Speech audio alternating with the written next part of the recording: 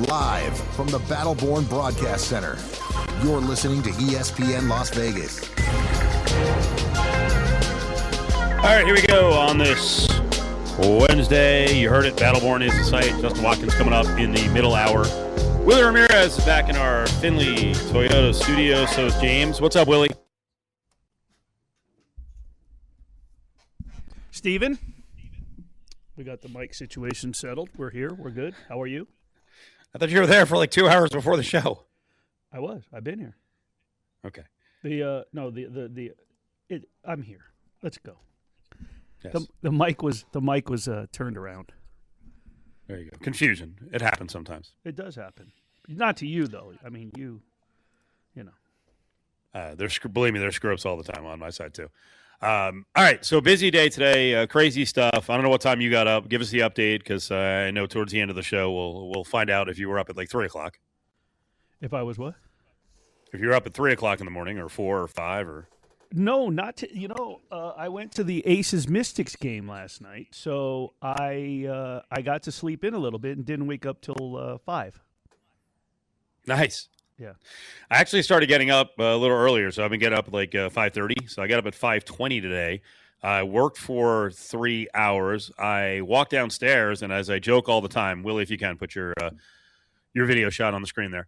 I worked for 3 hours. I walked downstairs, and as I've often said, the SO was the first one in the morning to update me oftentimes on the news of the day. And as I was walking out to go to UNLV football practice, she's like, "Did you see the Lakers got sold?" And I was like, "Yeah, last year. What do you mean?" And she's like, "No, they were sold again." This is one of the more mind-blowing stories that I cannot wait until there's deep dives on. This is incredible that a team that just set a record, Lakers, biggest brand in the NBA, biggest brand in the world for basketball, sold for $10 billion, and then about a year later goes for $12 or $12.5 billion. And it's not like this guy, Mark Walter, is a carpetbagger and doesn't own anything else in L.A. He owns the Dodgers. So he's out from under this thing. I don't know what else he needs to get out from under, but this is incredible. Think about it. The Buses own the team, Willie, for like 40-plus years, and now they've had 2 different massive ownership groups inside of a year. I was just as baffled as you were. Like, I saw the tweet, I saw the announcement or the breaking, and I was like, wait a minute, what? The Lakers? And it was a little baffling because, you know, it affected some Vegas interest, and so that's what sort of intrigued me. But you're right, it's not necessarily, you know, as we've seen sports business grow and boom, it's the franchise that we're talking about. And as you mentioned, you know, when you have such a storied family that's owned a storied franchise for so long, and like you said, now, you know, 2 sales in such a short period of time. So yeah, I'm not sure what's going on down there. First thing I thought of was like, man, are we getting Arash on today? Are we getting someone for? Because I don't know why it was just the first thing I think of, because I could see Arash throwing his arms up, going, "What is going on?" Well, I think he's going to know what's going on. Not exactly, but most people are making the assertion that Walter and his problems with the feds are the reason for this. That he's going to need some money and sell the Lakers while he can actually make a profit. And incredibly, I don't know what the official profit is, but it's over $1 billion, if not $2 billion. But news today in the Wall Street Journal, exclusive, a federal probe into the financial empire of the Dodgers owner, Mark Walter, began with an internal whistleblower and evolved into an examination of whether fraud occurred in private credit deals. So this billionaire, Mark Walter, the owner of the Dodgers, maybe the Dodgers are next, but Mark Walter is in the crosshairs of the feds. And then when you look at it even further, I don't know if there's something nefarious going on here, but there's going to be a lot of people who are going to come up with some crazy conspiracy theories about America's and the world's biggest basketball brand changing hands inside of a year. And the new owners are Bob Iger and Josh Kushner, another one of the Kushner kids, who, if you remember, Josh Kushner was rumored to be part of the equity stake deal that the head of the World Cup was trying to pull. So this is on a level that I don't even think we can imagine, but someone has to imagine it because I think this is something that is probably going to be looked into on all fronts. But what it means for the Lakers, I'm not sure because we know that Bob Iger and Kushner were interested, at least Iger was, interested in buying the Las Vegas franchise. Yeah. Which I think is also very interesting, Willie. What would you rather have? Say the LV NBA franchise is $8 billion? Or, hey, you can have the LA brand and a ready-made team established. Everything that comes with the Lakers, you can have that for $12 billion. Whew. That's one heck of a something to choose, right? A decision to make. And I don't know. Must be nice. This may sound weird, but considering we're here and considering I've been here, but I think I might, if I had that kind of money or I had that kind of, power to have that kind of stake, I might be going with the Lakers. I don't think there's a question. I mean, there's still a level of unpredictability with the Vegas franchise. Is it going to be immensely successful? Can it turn into a big brand?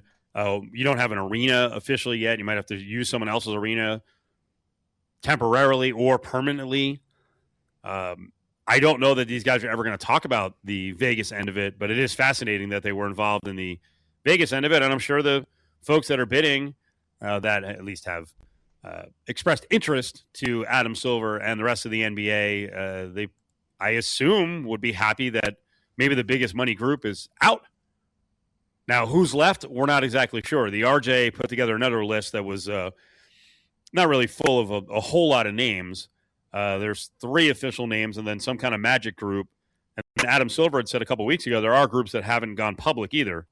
So the Vegas end of this is going to be pretty interesting. All right, quick timeout. Let's get reset. We'll start off Cofield and company by getting a little WNBA, then a UNLV camp report day 13 at 3:30. And we will go to L.A. on the ground in L.A. as Arash Markazi, who's all over the Lakers, goes to a bunch of the games, covers the team, covers the L.A. scene. And by the way, here's a crazy thing.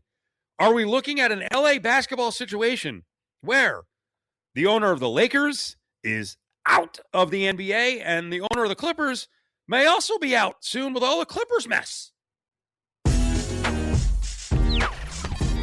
It's Cofield and Company on ESPN Las Vegas. All right, rolling on here to Wednesday. Lots of basketball to get into. The Lakers are sold, and they go for $12 billion, less than a year after they're purchased by Mark Walter. Now the new owners are Bob Iger and Josh Kushner, which is really interesting because those guys were in the mix for ownership of Las Vegas. Now on to the WNBA. Last night, Willie, I assume you were at the game.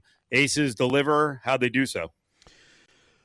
Man, they really actually played good defense and limited what the Washington Mystics have been doing. I actually just knocked out a story for the Associated Press on the Mystics. They were the hottest team in the WNBA.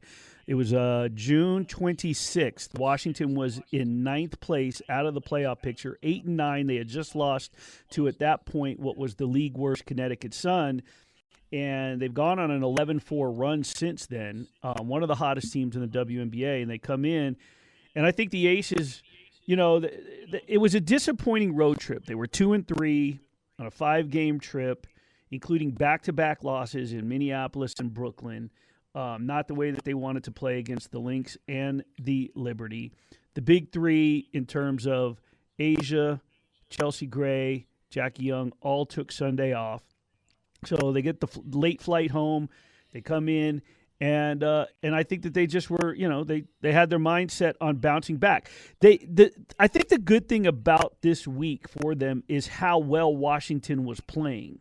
If Washington was the Mystics that we've known the last several years, there's a good chance that this team overlooks the Mystics and on to Saturday against the Minnesota Lynx. So I think it's somewhat good that as how good Washington has been playing. They'll play them again tomorrow night while the Raiders open up their preseason schedule. So, I think that they played a really good defensive game. Shakira Austin had just been named Eastern Conference Player of the Week. They shut down the perimeter game. Sonia Citron was only able to make 1 3-pointer, and she's one of the best 3-point shooters in the league. The Mystics are one of 4 teams that have 3 players ranked in the top 28 as far as points per game. So, it's not bad company to have when Minnesota has 4 players ranked in the top 28. The Indiana Fever and Atlanta Dream also have 3, and then the Mystics. Not even the Aces have the top 3. So it's a very good team, and it's a good test for them. It sounds crazy to say that, but Washington sitting in 6th place is a good test for the Aces leading up to Saturday's revenge game against the Lynx. So, meanwhile, in the WNBA, Indiana beat the Liberty 106-92. Libs continue to falter. They lose by 14, but then there's drama around Indiana the last couple of weeks. And when we go through the whole chain of events here, I mean, it started with the rough foul by Dejanay Carrington on Sophie Cunningham.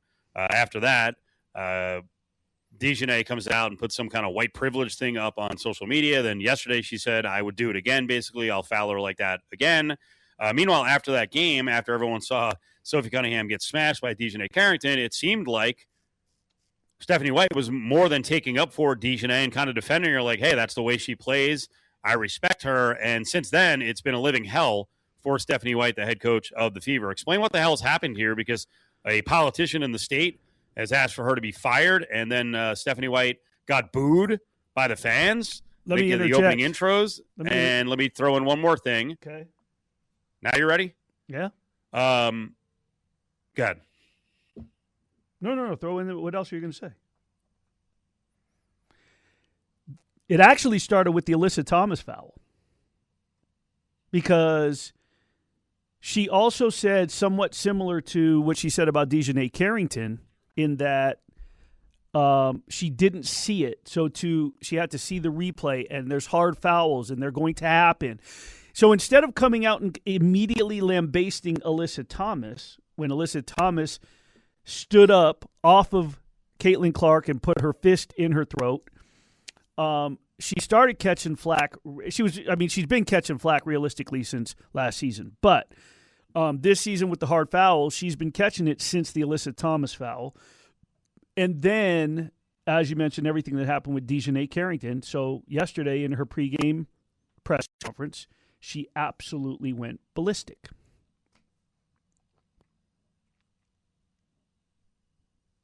She basically put it on the fans. She put it on the people on social media.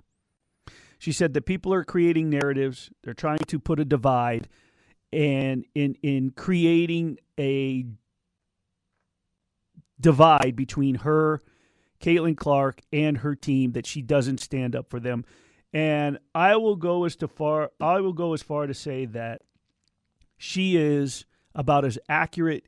Everything she said in her rant yesterday is about as accurate as it comes, because it's been nothing but ugly in what we've seen online, and people don't realize about Stephanie White.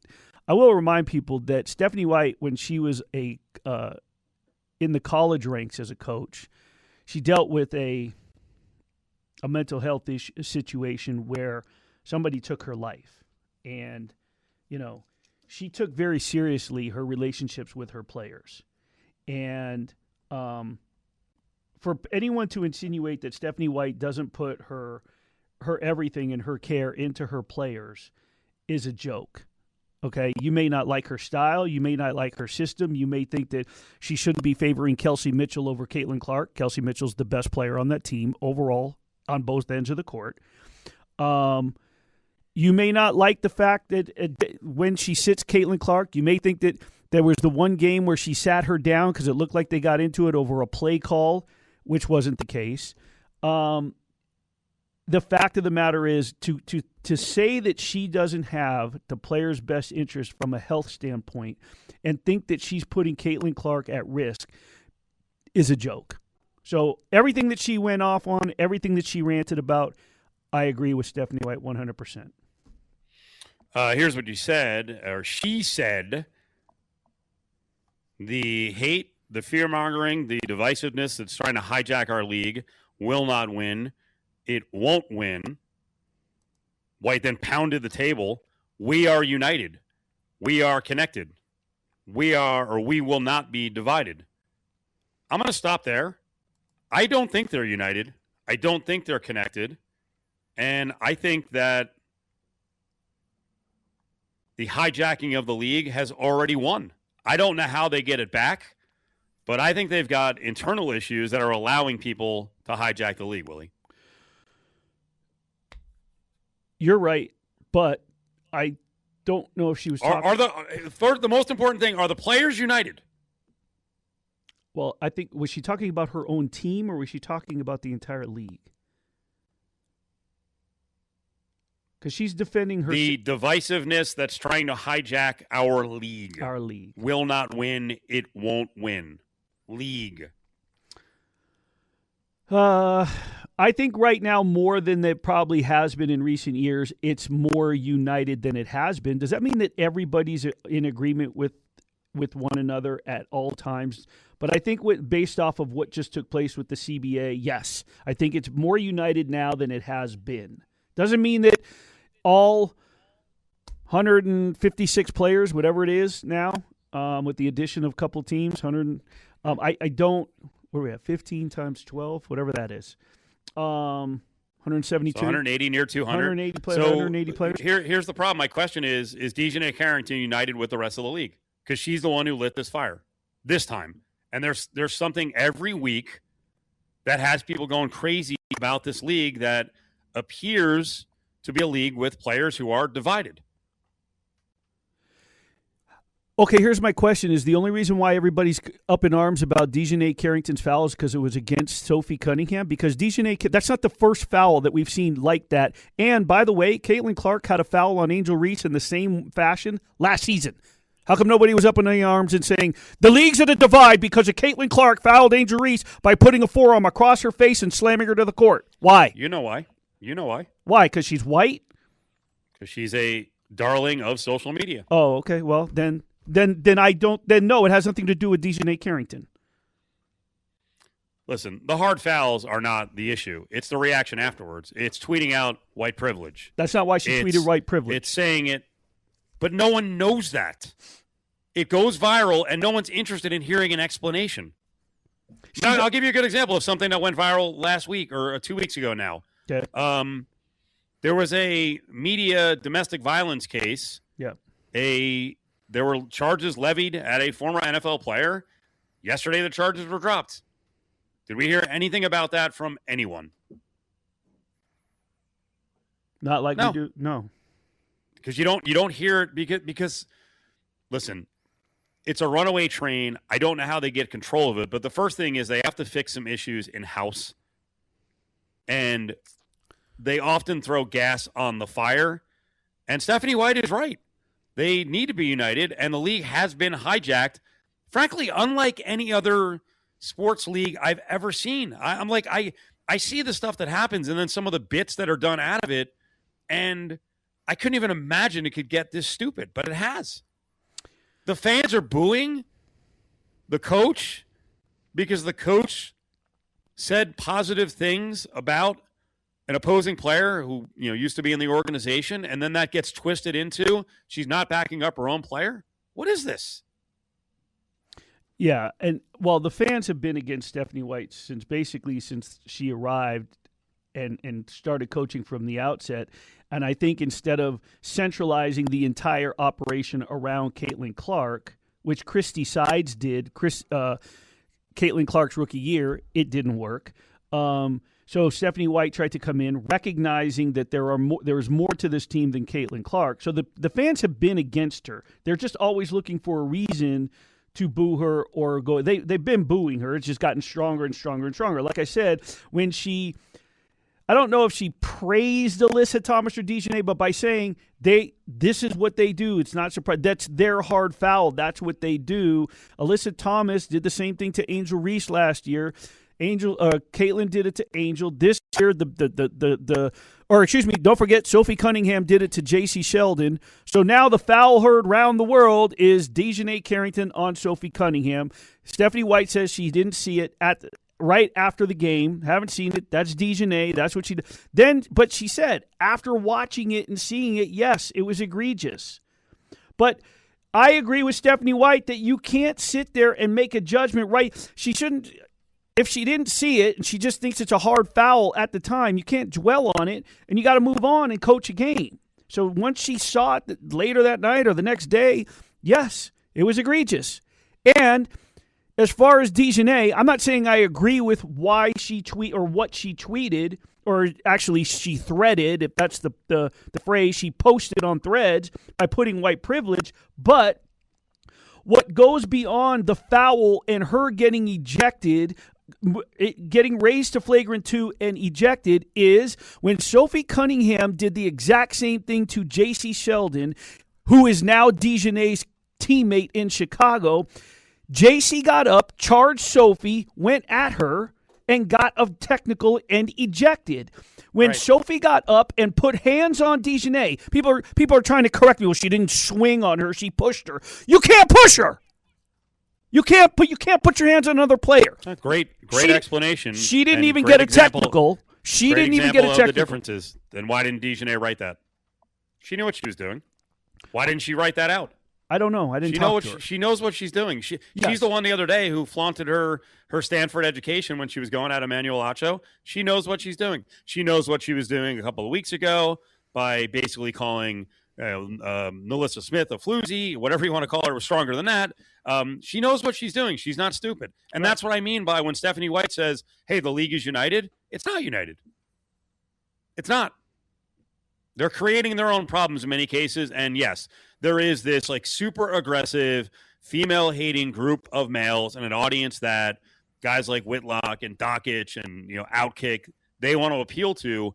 You're giving them material every single week. And to go back to Sophie Cunningham's point about, hey, the WNBA media doesn't cover enough basketball. Well, when do they have time to cover basketball? You guys just keep giving them material that is just outrageous that they can't look past. Now back to Cofield and Company on ESPN Las Vegas.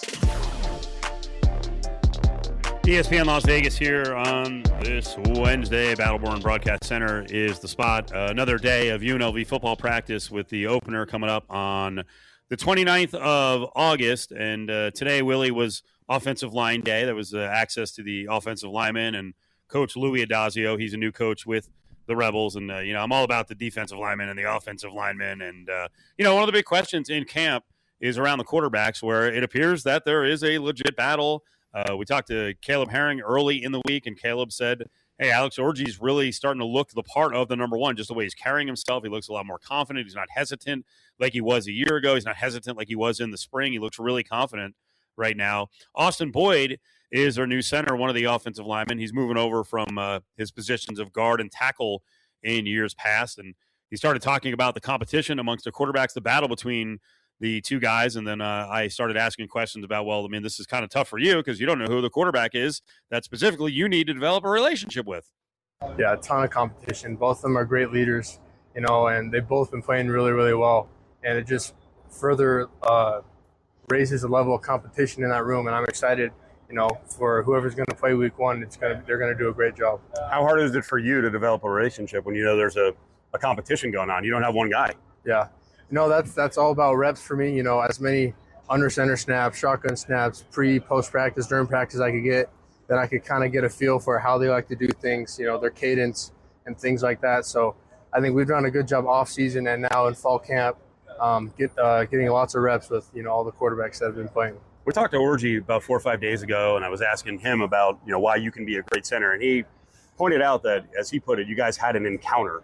I don't know if that was a clash or a deeper discussion. You know what that was about? Do you remember what it was about? Yeah, it really just boiled down to leadership, just a deeper discussion along those things, and how we could take our next steps and leading our offense, leading the team, getting everyone on the same page, young guys, old guys, transfers, and then taking my next steps in leadership, and then we just everything coming together. So I wouldn't say it was like a bad encounter, but a really good encounter, just for, I said, developmentally wise.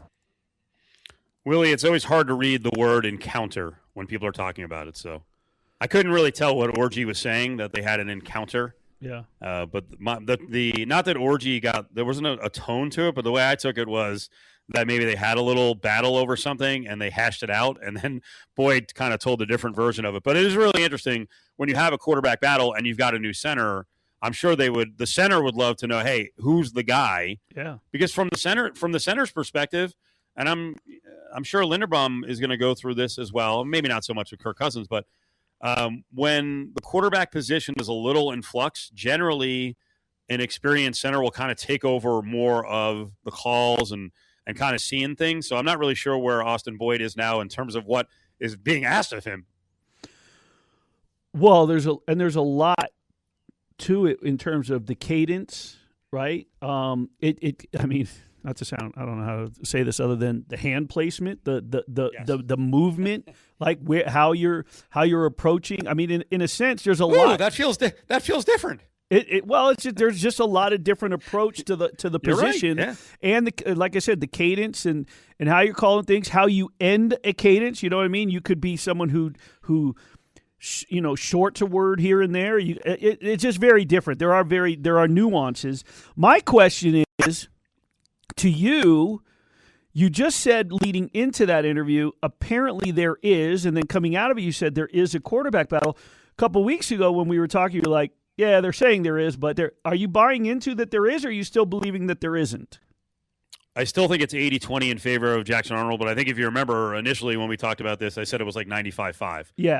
I do think Alex Orji is making important strides, and this is really good for the football program because if they need him or if Arnold gets hurt, then Orji has to be ready, and he looks healthier. He's throwing a better ball. I still don't think he's as consistent as Arnold in getting the ball out and getting the ball on target. Louis Adazio is the new offensive line coach. He replaces Mike Soleni, who went down to South Florida. Adazio's father, Steve Adazio, longtime head coach around college football. And one of the things I pointed out to him is the fact that, Will Thomas is back at left tackle, but he's actually been playing a lot of right tackle recently in practice. They've been rotating some different guys in at left tackle. So was asking him about the depth now at left tackle.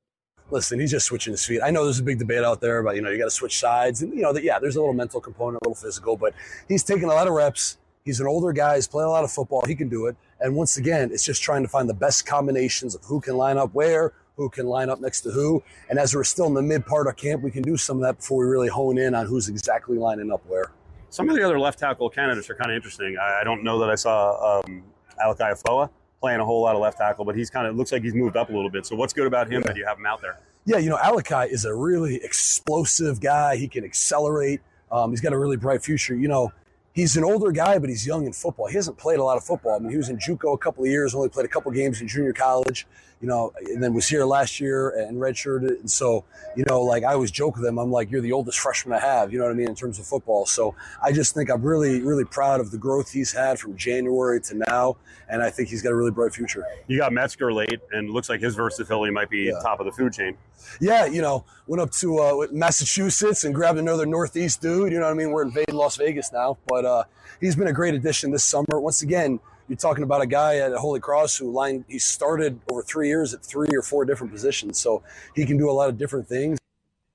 So there you go. UNLV developing some left tackle depth, and I think Will Thomas will probably start the season at left tackle, but if he doesn't play well or if he's having trouble with the speed rushes again, which was one of his issues last year. And the other thing, Will is an older guy in the past. You hope he's matured, but in the past he's had some discipline issues where he gets really peeved and kind of loses his cool, and they need to have options because last year they were going to have an option, they thought, and then it wound up just not developing, and James Faminu and Thomas was at left tackle, and Austin Boyd was at right tackle. More on the 5 o'clock hour on the offensive line is Adazio's style is pretty interesting. I think you'll like some of the things he was saying, Willie, as I've noticed he's a big chop buster. So we'll get into Louis Adazio on the way. He's been motivating and talking to his players, but on the way back.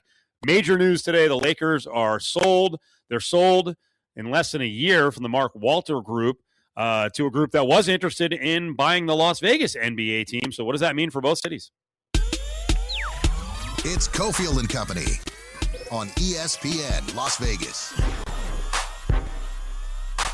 All right, let's find out more about the big story of the day. Willie Ramirez, Cofield, as the Lakers are sold. And, before you yell at the radio and say, hey, dummy, they were sold last year to Mark Walter. They're the new owners. They bought him for $10 billion. Now, Mark Walter is planning on selling out of the Lakers. Arash Markazi covers the LA scene like no one else we know. Sporting Tribune.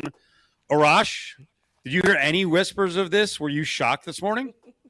No, not only that. I mean, there were people who are employed by the Lakers and the Dodgers who were shocked by this. I mean, this really came out of nowhere. I don't think we've ever seen anything like this in terms of a someone buying a professional sports franchise. And again, I know it was reported that Mark Walters agreed to purchase the Lakers back of June of last year, but the sale didn't become officially finalized until November. So I mean, he's only had the team for 9 months.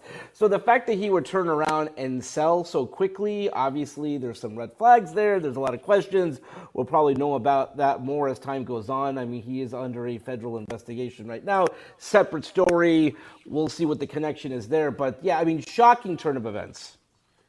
I mean, how much do we know about the charges that are being levied by the feds? Does he need money? And my other question is, if he was desperate to get out from under the Lakers, why would this new group actually pay him more than he had paid? Yeah, I mean, listen, clearly they viewed the Lakers as being worth that. I mean, there's no reason for them to pay a number that, this was the team that they wanted. Obviously, by the way, separate story, and I think very significant here, and I had heard rumors about this, but I didn't believe it to be true, quite frankly, until today, that the multiple groups trying to buy the Las Vegas expansion team has brought up that price tag to north of $8 billion. I did not think that would be the case, again, for an expansion franchise in Las Vegas. But once that number got to that point, 8 billion, 9 billion, maybe even 10 billion, I think the question became like, well, why not just buy the Lakers? Now, to your point, this is a unique situation. Again, I really don't have enough information to report like anything new that isn't like already out there in terms of what Mark Walter is going through. Maybe Kushner and Bob Iger know more than I do, and maybe they know about the tough spot he might be in. That, hey, Mark, you probably need $12 to $12.5 billion right now.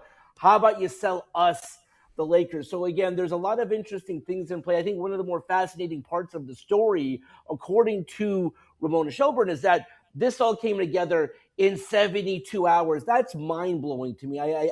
That's why I just think that there's a lot going on here that we don't know yet. So as this kind of plays out with Mark Walter and the sale, we'll probably know more. But I've never seen anything like this before. I'm not taking a shot at you or anyone in sports, or I guess I'll take a shot at myself. I have a feeling this is going to be way above our pay grade, because when I start to sniff around this story, I think, because you just said it at the beginning of your comment, you're like, somehow they found out that Walter's in trouble. There's a Kushner involved in the sale on the other side. I wonder if he has any connections to find out that Walter was in trouble. You see, I mean, no. The stuff that could come out of this is incredible. Yes, Steve, it's widely reported that he's under federal investigation, and I think one of the more unique things about that story is the slow drip of news in terms of his, laptop being confiscated and his phone being confiscated and things like that. If what you're saying is that maybe Kushner has some more intel in terms of what that federal investigation will show, who knows about that part of it. I think I would preface. Again, there's a lot of moving parts here. I mean, but Josh and Jared are very separate people, depending on, where you land on the yes. political side of things. He didn't even vote for Trump. So, again, a lot going on here. But, to your point, and I think we all agree here, if everything is okay with Mark Walter, if nothing had changed over the past year, I find it extremely hard to believe that he would sell a team that he bought in terms of the deal got finalized and approved in 9 months ago. He didn't even have the team for a calendar year. That's the most shocking part about this. Lakers are sold. That's the big story today. And Arash Markazi is covering the story in L.A., working with the Sporting Tribune. That's his website. He's the CEO of the Sporting Tribune, at Sporting Trib, up on Twitter. If you're a Lakers employee, I think under Mark Walter, well, you already kind of knew what they were doing over with the Dodgers. How scary is this? And I think scary for Laker fans. They don't know Bob Iger. They don't know Kushner. They don't know if they can run a sports franchise or how they're going to treat this sports franchise. 100%. And I think you're a little delusional if you think it's going to be status quo. I mean, Bob Iger worked for the Walt Disney Company. Josh Kushner had his own company. I mean, you like to surround yourself with people that you know, people that you work with, people that you're comfortable with. I'm not saying that that's going to happen overnight, but over the course of the next 12 months, I mean, if you don't think that they're going to bring in a lot of their own people, you're crazy, quite frankly. But the unique thing about this is that the Genie Bus, part of the sale to Mark Walter was that she would remain as the governor for a period of time, whether that's 3, 4, 5 years. I'm not exactly sure. What Mark Walter told the California Post today is that remains in place, key verbiage for now, but things can change. I just think that is so important. You look at Mark Cuban, right, when he sold the Dallas Mavericks, and it was sort of, kind of understood that Cuban would remain as the governor and remain as this. That changed so quickly. So I'm not saying that that's going to be the case with Jeannie Buss, but this transfer of power was a little bit more seamless with Mark Walter. There was a connection there with the Dodgers and the Lakers, with Lon Rosen and Magic Johnson, and a lot of those folks there. They had known each other for years. That was a sale that had probably been a handshake deal for quite some time. This is different. Like Geiger, Kushner, the only reason that we know that they were a tandem was that they were probably the favorites in Vegas. And again, the subplot to this, which I think is of huge importance to you guys out there, is the price tag of that team in Vegas. And I do think, and you guys may know better than I do think that eliminates Bill Foley, unless Foley's got a backer that's got a ton of money. I mean, we're talking about close to $10 billion for that team. That was going to be my next question to you how does this drive the price up for not just Vegas? I mean, Vegas, I could imagine, considering the town, considering the boom that we're seeing, and it's still growing, but a town like Seattle. Yeah, I mean, listen, the Seattle number will be less really because of what Vegas provides. I really think they may be playing at T-Mobile for a short period of time, but they are going to move into their own arena that's probably going to be attached to a hotel and casino. The Vegas number is like $8 billion. I think the Seattle number is closer to like 6 or 7. Vegas just provides more, and there is a lot more people involved with the Vegas deal. The other interesting thing about the Vegas bids, and the RJ put together a list of 4 names that have been out there. I don't necessarily believe that there's any favorite that we know about publicly, because the way this thing came together, I mean, we could have groups at the very end pop up and they're like, hey, it's worth it now. I mean, this is so unpredictable about who's going to get involved in this, especially with so many, mega billionaires out there. As time is passing along, there's more and more of them. I don't know who the hell. I mean, I would say the leader right now would be the Colangelo group, but I'm not willing to say that because I don't know who's going to come along. No, and it's a great point, because I think one or two things may have happened with the Bob Iger, Josh Kushner group. Is one, the price tag got like too high for a Vegas team, not too high for them, because obviously they just paid $12.5 billion for the Lakers, but too high for Vegas. The other thing is they may have felt, to your point, or like that maybe we don't have the inside track. Maybe like Colangelo is the favorite. Maybe the Walton family is the favorite. Like they may have felt, the price tag is too much for Vegas, which is not a top 5 or 10 market, and shoot, like we're gonna go far along in this process, and we're not even gonna get the team. So at some point they decided to pivot to the Lakers. It's a heck of a pivot, though. I mean, you buy one of the top 3 franchises in pro sports. Arash, you should be all over this story, because not only the Lakers, but the Clippers are in, real hot water right now. When Adam Silver tells Steve Ballmer, you got to sell the team, you're out. No. How much are they going to go for? I mean, you laugh at that. I mean, what they were doing is certainly a very serious suspendable offense, and it does border on if Ballmer. I think if Ballmer had less money and they weren't afraid of litigation, he'd be in trouble here. He in another case, he may lose his team. It's a great point, because they have to do something that's going to say this is not okay, because, I mean, it's very clear there's multiple cases of salary cap circumvention which is bad on its own, but especially bad when you're talking about one of the wealthiest human beings on the planet. So it's like, wait, it's not fair. This story would be infinitely worse if, number one, the Clippers had won a title or done something. The fact of the matter is they've not won a playoff series in like 6 years. But the other thing is that they're the Clippers, and it's so interesting. This is a bigger story nationally than locally. Like, no one in Los Angeles is really talking about this. But I at the very least, I do think before the season starts, this investigation cannot go beyond a calendar year. Like you can't have this bleed into season 2 here. And it looks like it might. But to your point, whether they got to give him like the George Steinbrenner treatment where he gets suspended for a year and can't go to the games and can't be involved with the team, but something has to be done. I don't know what the punishment is for a man that wealthy. You can't fine him, but something has to be done. You're 100% right. Arash, a little Raider talk. I could not get Jeff Parles fired up about Mendoza playing tomorrow. I assume everyone on the show right now, including you, we're fired up to watch him, even though it's a practice game. No, listen, I'm a big Fernando Mendoza fan, and having covered a couple of their bowl games, including the national championship game in Miami. Just excited to see him play. I think that they really do have a perfect system in place where you got a Kirk Cousins there that.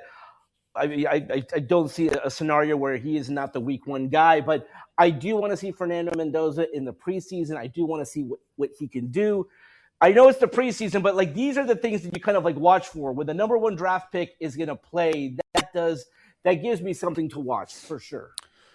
You right now, I know you're covering a lot of the LA beat, and Willie will get to you for one final question here. I don't know if you saw the story about the Fernando Mendoza meal that is being put together by Taco Bell at Allegiant Stadium. This is pretty exciting. I saw that. I'm a big Taco Bell Cantina fan, so I love the fact that that's at Allegiant Stadium. I always thought, and I've said this, Allegiant Stadium does the best job with food because they bring in like outside companies. They don't just have the regular hot dogs and burgers and nachos. They have some of the nice restaurants in town, including my favorite, the Taco Bell Cantina. We have 1 minute left, Willie. Fire away. Well, I'm just wondering is if they had to get permission from Los Angeles Ram Davante Adams because, him and Taco Bell have relationships. So, I mean, you're the LA guy, you're the Vegas guy, you're the mayor. I mean, what's going on here? Yeah, listen, I think if you're smart, if you're Taco Bell, you got a Rams sponsor, you got a Las Vegas Raiders sponsor. By the way, Fernando Mendoza having his own meal at the Taco Bell Cantina. So the next thing that I'm going to be at there, at the end of the month, I will give my review of the Fernando Mendoza meal for sure. The special includes 5 crispy chicken strips, Doritos Locos Tacos, nacho fries, and nacho cheese. And the price point is very NFL. Do we ever imagine the day when Taco Bell would have concession stands availability in stadiums and some of their items would be $25? Magical. See, that's not a Taco Bell deal for me. But again, I will do it for the sake of giving a review to the show. But $25 for a Taco Bell. Back in the day, you could get the entire menu for $25. Next up, the $130 steak or whatever the hell it was at the wrestling event, right? All right, exactly. Rash. Have a good Wednesday. We'll talk to you soon, buddy. All right, see ya. Bye. Incredible. I hope you're doing that tongue in cheek. I would assume that if Mendoza is a decent player, this is a way to get a foot in the door with Fernando Mendoza, and Davante Adams could be in a little bit of trouble with his deal. We'll come back 4 o'clock hour.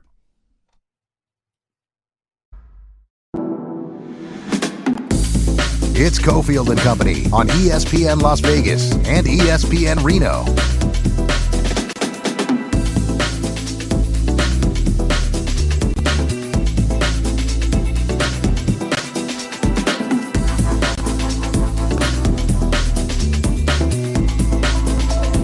Wednesday here at Cofield and Company, ESPN Las Vegas. It is the Battleborn Hour as we welcome in Reno to the show as we do every single day at 4 o'clock from 4 to 5. And again, the Battleborn Hour, sponsored by Battleborn Lawyers. Justin Watkins and Steve Cofield going to be joining us in just a minute here at the ESPN Las Vegas. It is Willie Ramirez. It is James running the show. I'm coming to you from the Finley Toyota Studios, and Steve and Justin will be coming to you from the Battleborn Studios. Once again, the top news today, if you missed it, the Lakers being sold once again. And as we just talked to Arash Markazi from Los Angeles, remember that they had an owner that had stepped in to buy the franchise, Mark Walter. It didn't actually go down until November, so it's been roughly 10 months, if that he has owned the Lakers, and now they're going to be sold for a reported $12 million. That sort of highlights the key points there, that the Lakers are going through yet another sale after decades of being owned by the Buss family. And one of the key points for Las Vegas is, did it drive that price tag up? And as Arash just told us, it could go for $10 billion. $10 billion price tag for a franchise, a new franchise, when the NBA approves Las Vegas and Seattle. All right, right now we are going to head over to the Battleborn Studios. Steve Cofield and Justin Watkins, guys. All right, Justin. So I want to get your reaction to the Lakers. It's kind of shocking, as it's the big news of the day. But there's a lot more to the story. Obviously, there's something going on here, legal and charges and all that. It hasn't come out yet. But we know Mark Walter, the previous owner of the Lakers, who, again, Willie just described it well, is going to sell less than a year after buying the Lakers to Bob Iger and Josh Kushner. He's facing some sort of federal charges. So how are you reading this? Yeah, I mean, I think obviously the sale has to happen because there was I don't know if he's facing charges yet, but there's definitely part of an investigation. So there's that component of it. What I had read was 14 months of ownership, 25% return on investment. So not a bad deal in 14 months. So, I mean, for somebody who, maybe he feels like, quote unquote, he's forced to sell, getting 25% on your money in a year, pretty good deal there. And the only thing, from my perspective, when I read this, I thought Iger and Kushner were in on Vegas. So I'm like, did they think the expansion tag was too high, and then just looked over and said, wait a minute, we can get a brand new team with no history, no nothing, in the Las Vegas market that's now flooded with teams for $10 billion, or I get the Lakers for 12.5. Yeah, I'll take the Lakers for 12.5 rather than pay 10 for a new franchise. I would. I want to get to what's going to happen with Vegas in a couple of minutes here.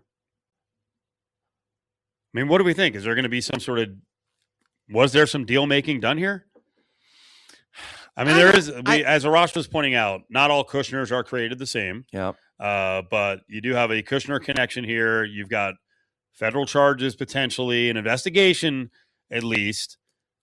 I wonder. I mean, this has to be looked at, right? Yeah, I was going to say, I'm not. That's a very serious allegation to throw out there with no support. Right. But at the same time, it's worth looking into. Anytime there's a sell like this, or a dumping of assets, and there's some sort of federal investigation that goes along with it, you want to say, hey, is there some sort of deal that's being worked out? Now, if the federal investigation is related to transactions conducted with the Lakers, and we have no evidence of that, but if it were, then I can see the feds actually saying, as part of this deal, like, you get rid of the team so this doesn't happen again. Okay. I think that's all above board if something like that's happening, but I would be surprised if the federal investigation has anything to do with his ownership of the Lakers. More likely, I would think that getting out of that is preemptive of whatever may come of the federal investigation. And then you've got the NBA looking at him saying, hey, man, you did all this stuff over here. We don't know if we want you to be part of the Brotherhood anymore. And so a more preemptive strike of a forced sale than necessarily the feds. Wait, this feels familiar. Yeah, right? Now, this feels familiar in LA, if that were the case. All right. That the first shoe drops on the Lakers and not the Clippers, because the Clippers are facing some serious allegations here. I mean, it looks like Kawhi was aware of salary cap circumvention. The sign company, Daktronics, was involved in some sort of, end around with the money. Can Ballmer really claim he had no idea what was going on? I mean, he's claiming he had no idea what's going on, so we'll have to see where it goes. How far is he willing to go to defend himself on that? I mean, from the NBA's perspective, you've got to like him as an owner. You know, he's spending, he's the second team in the market, but he's pushing. So you kind of don't want him to feel so much pressure that he walks, because who replaces him, and is he as good of an owner that's willing to spend in that spot? So, you know, even if it's true, even if you say, okay, it's salary cap circumvention, Ballmer knew, I have to think there's some inside baseball going on there where they say, listen, dude, fess up to at least like, I should have known. Right. And let's take a draft pick or two and let's be done with this. We can suspend you for 6 months and we'll move on. We'll move on. But if he's going to keep fighting, and that's the fear. Yes. I think that's the fear for a lot of people who are looking at the league. In some ways, this could be, I think this is what happened with the NFL and the Chargers Raiders with Kroenke. I think the NFL and the other owners look at Kroenke and they're like, he is the billion-pound gorilla. Yep. We do not want to take on this guy who can be incredibly litigious. And I wonder if there's a fear around the NBA with Ballmer. Like, he's got so much money to burn, he'll fight us. He'll burn it to the ground. Right. It has to be part of the fear, but it's also part of the strength that Ballmer has as an owner who's willing to spend. So they've got a couple of different reasons to want to play ball with Ballmer here. From a purely business transactional standpoint, it's like the guy can litigate this thing above us, and he's one of the better owners. And if the worst case scenario of what he's done is try to pay players more to be more competitive, I don't know. It's not the worst sin out there. It's really not. But there are rules. You can't. There are rules, sure, but it's not. But it's not like he was cheating the game in, sort of on the court. I get it. It gets a player to stay there, and so it does affect on the court. But what I'm saying is, if you can deal with him and he says, yeah, I should have known. You know what? I'm a savvy enough businessman. I should have known, but I didn't, because I had friendships there and I had, players over here, and the two got mixed up and I didn't recognize what I should have recognized. My bad. And then they say, okay, cool. We're going to take a couple draft picks. We're going to find you $1 million, water under the bridge, move on. I think if you're the NBA, that's where you've got to try to find, but it takes two willing participants to cut a deal. Justin Watkins is with us, Battleborn Injury Lawyer. 766-1400 is the number. He joins us every Wednesday on legal topics and political, because he was a public servant and then voice of reason on the show. You're doing okay. You're running some high circles. Are you mind blown like I am when we hear about the prices for teams, the kind of people getting involved? What's your reaction? I mean, I'm historically not good at timing, like where the top is. Like I'm just not. I thought the housing market was going to crumble during COVID, and it did the exact opposite. Like I'm not the best person to weigh in on these things. But when you have the Lakers sell for 20 times their yearly revenue, I'm like, man, that's a lot.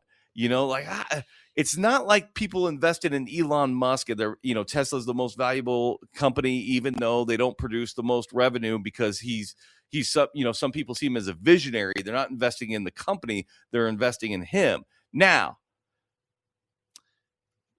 there's an interesting point with Iger being a part of it.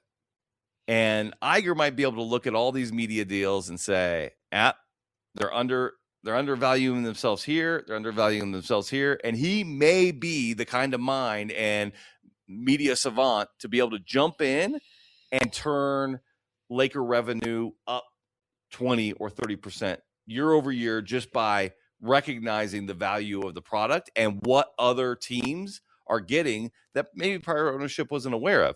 So maybe there's that. But I'm sort of with you. Like, I don't know how much longer each of these sports industries is going to continue to appreciate. Are we at a saturation point with fandom? I don't know. Because it just seems like the one part about fandom that's really grown, that seems to continue to grow, is fandom among women. This used to be a guy's deal. And now women have really entered the market, and they're getting really behind teams, and they're following their sports, and they're there. So maybe there still is a ton of room to grow. I've never seen any studies on it, but man, it does seem like the prices are pretty dang high. And I don't know where the saturation point is, but it feels like we're probably getting close for some sports. So news today that Lakers are going to be sold for $12.5 billion, up from $10 billion less than a year ago. So our immediate reaction is, well, these two guys in this group were involved in the Vegas bidding. And as we were talking earlier, hey, maybe the price is getting so high in Vegas that they turned around and are like, hey, we have an opportunity. Let's get the brand. Let's pay the extra money. The RJ listed 4 groups that have gone public. So it was the Magic Johnson's group, Bill Foley's group, the Las Vegas Jacks, which is Jerry Colangelo, and then another Walmart, family members with the Lorries who live here in Henderson. But now that I've seen this, to me, all bets are off. By the way, Silver also hinted at the fact that there's other groups that have not gone public. But like at the very end, who knows who might step to the front of the line and go, hey, $8 billion, we'll do 9, we'll do 10. Like I have no idea who's going to buy this team now. I know. I don't. Well, it's great. I mean, as long how many as billionaires are there? There's How many private equity companies and hedge funds are there? Well, remember, a lot of these are groups, right? It's not one person stepping in and saying, "I'm taking this thing over and I'm going to write a check for $10 billion." So we got to remember that it's groups. This franchise buying has become a really exacting science where groups put together. They know how to grab all the money from all the different sources and structure it. I mean, I think I saw Mark Cuban's name was attached to the Walmart group in some way. That's interesting. So I don't know. Let's not even bring up that whole Mavericks thing and the the Adelson family and the son-in-law and So I don't know. Could there be flips here with. I think it's exciting. Yeah. You know what? If we got that many groups that are interested, you have to be excited as a local because you feel like you're going to get a good ownership group. It's not necessarily going to be who's the richest owner. It hopefully will be who's going to invest, who's going to spend on a quality team, and hopefully we get from my perspective, you get Foley in there. He's going to do everything he can to win, but in the parlance of like ownership and billions of dollars, Bill Foley would be one of the least wealthy of an NBA ownership. And so depending on who his group is, how much they're going to let him have control and do the kind of spending and aggressive behavior that he's been allowed to do with VGK. This is actually a really exciting story to cover because there is no one obvious. And the other day following a UFC event or availability with Dana White's worth, I assume, a couple of $100 million. And he was asked, and he was kind of actually surprised because someone said, hey, are you interested in the NBA team? He's like, well, I'm glad you asked because I might have an update on that. Yes, I am interested. Go to break.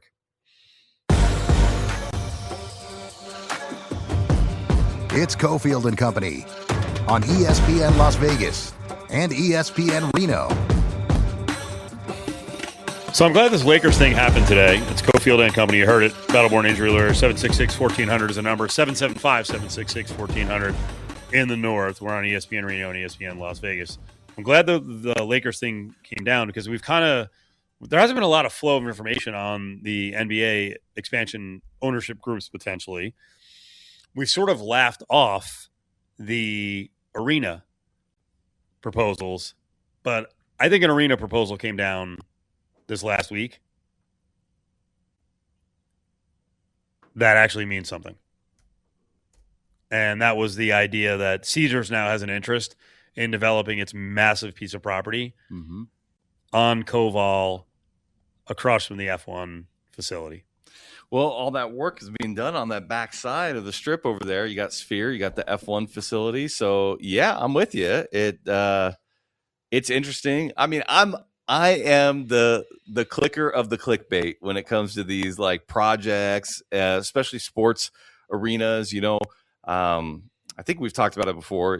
My undergraduate degree before I went to law school was in civil engineering, and dude, all I wanted to do was work on these kinds of things. Like I wanted to work on stadiums, I wanted to work on arenas, I wanted to work like that's what I was into. And so every one of these that comes out, I'm like, yeah, I'm in. Like, cool. Let's get more information. Of course, like 90% of them never get past a pretty drawing, and so you never get any more Well, I information. mean, the rival projects are the Mhm. Star Project way down on Star, which is crazy, the enormity of it. Yep. This Diamond Arena across from Mandalay Bay, which is cool. which is a sweet piece of property. Mhm. And then we've talked about other pieces of property, but no real solid arena plans. But when it's tied to a casino group and they've got a massive piece of property, and they'd be vested in getting involved with the NBA, and you could actually walk to the arena, through, I would assume, multiple casinos. That seems a lot more viable than something that's independent that we have no idea how it's going to be paid for. And we keep hearing like, oh, but they've got $8 to $10 billion for a team and this and that in the arena. Do they? Yeah, I mean, well, yeah, I'm with you. Having Caesars attached to it is helpful. If you remember, T-Mobile was just that, right? It was MGM and Foley and actually the Maloofs back in the day. That there was, I think that was an 80-10-10. I think the Maloofs had 10. I think Foley had 10, and I think MGM had 80% of the ownership of that. And a big part of it was just the space. And there was a little bit of a worry, like, hey, it's back off the strip. And you know what? Like, I think it's awesome that it's back there, because as a local, we can get in and out without having to touch the strip. If you're coming in now that the construction's done, the first couple of years were just magical. It was just, you come in on the backside of Frank Sinatra over there. It was magical. It was awesome. It's been a little bit different the last couple of years, but the construction's done. I think they've done an awesome job of creating that. The walk and the park area has been good. We've seen some turnover amongst the restaurants there. So, I don't know. Could that area suffer if NBA is on the other side of the strip, on the backside over there? Does now development happen on that side more than the west side? It's all very interesting, but I agree with you. Having, the biggest casino operator in the world have some property that they're willing to develop and be part of, does that help? I think it does. Man, I love Koval. You do? I really do. You must These feel are- about these Koval are- how I do about Frank Sinatra. I love Frank Sinatra. I love that backside on the west. I don't have to travel there as much like Willie does, because he's got to go to the Aces games if he chooses to take that route. And they keep it clean for the most part. Yeah. Koval just, got all finished. Come on. The pavement, so smooth. Oh, it's what a ride. It's like the only place in town where I'm like, yeah, right. My tire's not getting blown out here. And they're going to have to. I was they're just gonna on the have to- East Coast driving, and hey, our infrastructure and our roads are pretty dang good. There's some rough roads out there on the East. Really? Yeah. Out in Long Island in the Hamptons? Oh, yeah. It was bad? Montauk Highway the whole way. The whole way. But what an intriguing idea to have it back there. I agree. And they've got 50 acres, so it's not one of these small piece of property they're shoehorning in. They can do whatever they want. And then you got, the A's is on the east side. I'm always looking east side, west side of the strip, right? And you're putting that piece right there where all of a sudden, I was just recently in Philadelphia for the 4th of July, and all of their arenas and stadiums are in one place, all together, one place, all parking that works amongst them all. And I don't know if that's like the model for that all working, but I am in favor of, hey, that property could work with the A's, and the that we could have some parking garages that are close enough that can service both. That makes some sense. So for me, I think it's an interesting idea. Something else that's very intriguing. There is a project that we put together years and years and years ago. Boy, oh boy, would it work now, rolling right by an arena. And that would be the monorail. Yeah, I know. But the where is the monorail in terms of where it sits right now? And wouldn't that actually make it a viable deal if it rolls right by a freaking arena? I know it's done for though, and it's go and it goes. The end of it goes right to the baseball stadium. I know. What do you mean it's done? Well, what was this? It was in the RJ last year, the year before. They don't have any of the trains anymore. Like they think there's about 10 years of life left in the trams that exist. There are no other trams in the world that Disney fit on getting these their stuff. I don't know, man. That's my thought. So the alternative are tunnels and mini cars. Dude, please. I know. And by the way, that could be the one that finally provides the breakthrough to go to the airport. Yep, I agree with you. Now, if it was so simple, private company, could buy and revamp and do, like the financials on that tram have never worked out. They've been bailed out time and time again. The financials have never bailed out. I think because it was set up to fail from the beginning because it never went to the airport. You know, right? The taxi cab lobby was way too strong back then. They kept the monorail out of the airport. If it went to the airport and now hits A's and an NBA stadium, gets you all the way to the convention center, connects all of that. Yeah, Matt, Sphere's on it, on the route. Get that whole east side, UNLV, Sphere, airport, man. I'm on board. I mean, I'm overstepping here because I really don't have any knowledge on this. Is it the kind of thing that could work to a level where a private company would want to take it over? I mean, it is private right now, right? Okay. It is private, but like it's it's like subsidized. I mean, I would hope so. Like if there's going to be an investment, I would hope that some one of these developers says, I'm in on that. I'm going to make that profitable. We need something, dude. And I don't know if it's just me, but Teslas in tunnels does not feel like the solution to me. And I've ridden the loop. I don't see the I don't see it worth the ground that we're giving up to ride in a drivered Tesla in a tunnel that has to go above and about and around ground. When you're just going like 3 stops in the convention center area, you come out of ground twice to get to that 3rd stop. And you got stops when you come above ground, and that's not even on the streets. But there's other Teslas moving and amongst the tunnels. There's stops. You come above, you go below. I don't know, man. I would love to see the trams work. I don't know that you and I, and Justin Watkins is here on Cofield and Company, I don't know that you and I have addressed the Tony Romo situation. We have not. But I just want to look at it from the standpoint that I don't believe anything's going to happen. Right. I don't know what they have on him exactly, but I think once he lawyers up, I mean, how many of these cases that are kind of flimsy, if someone blew a .29, right, then maybe there's an issue. Although a lot of cases like that, it doesn't matter. Right. If he's got a good attorney and they basically get him off with a slap on the wrist, it feels like CBS is moving real quick on this. Like Romo's not going to have a case to go, wait, like nothing happened. Right. Like, I got nothing for this OWI. What are you doing? Why am I out of a job? I'm with you. Well, and they haven't fired him, No. and they've said, we're going to let the process play out, and in the meantime, we have to have certainty for our crew, and that's why JJ Watt took the spot. That's their story. That's their narrative, which is okay. That makes sense. I can sign on to that. I think it's more likely than not that nothing's going to happen to him. I'm not even talking about slap on the wrist. Like, I mean, I've watched the videos. And yeah, dude, he probably is intoxicated to some level, right? But he does not fall over.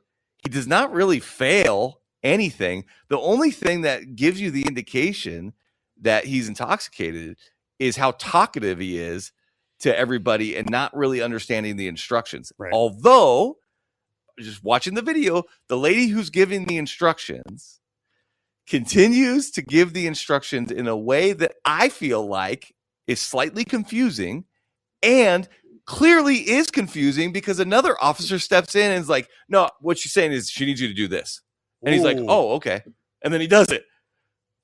So that could be the escape hatch right there. I think so. I think it's, the DAs in this kind of thing, unless it's there's been somebody who's been hit or injured or hurt, or the blood alcohol level is so high that it's egregious and offensive, they don't want to go against these like top tier lawyers and fight this kind of stuff on, what seems to be maybe impaired, but not certain. How do attorneys in general, I don't want to put you in a bad spot, but look at the people who rep celebrities. Like David Chesnoff here is ridiculous. I mean, he doesn't really lose. I mean, I don't think there was anything you do with Ruggs.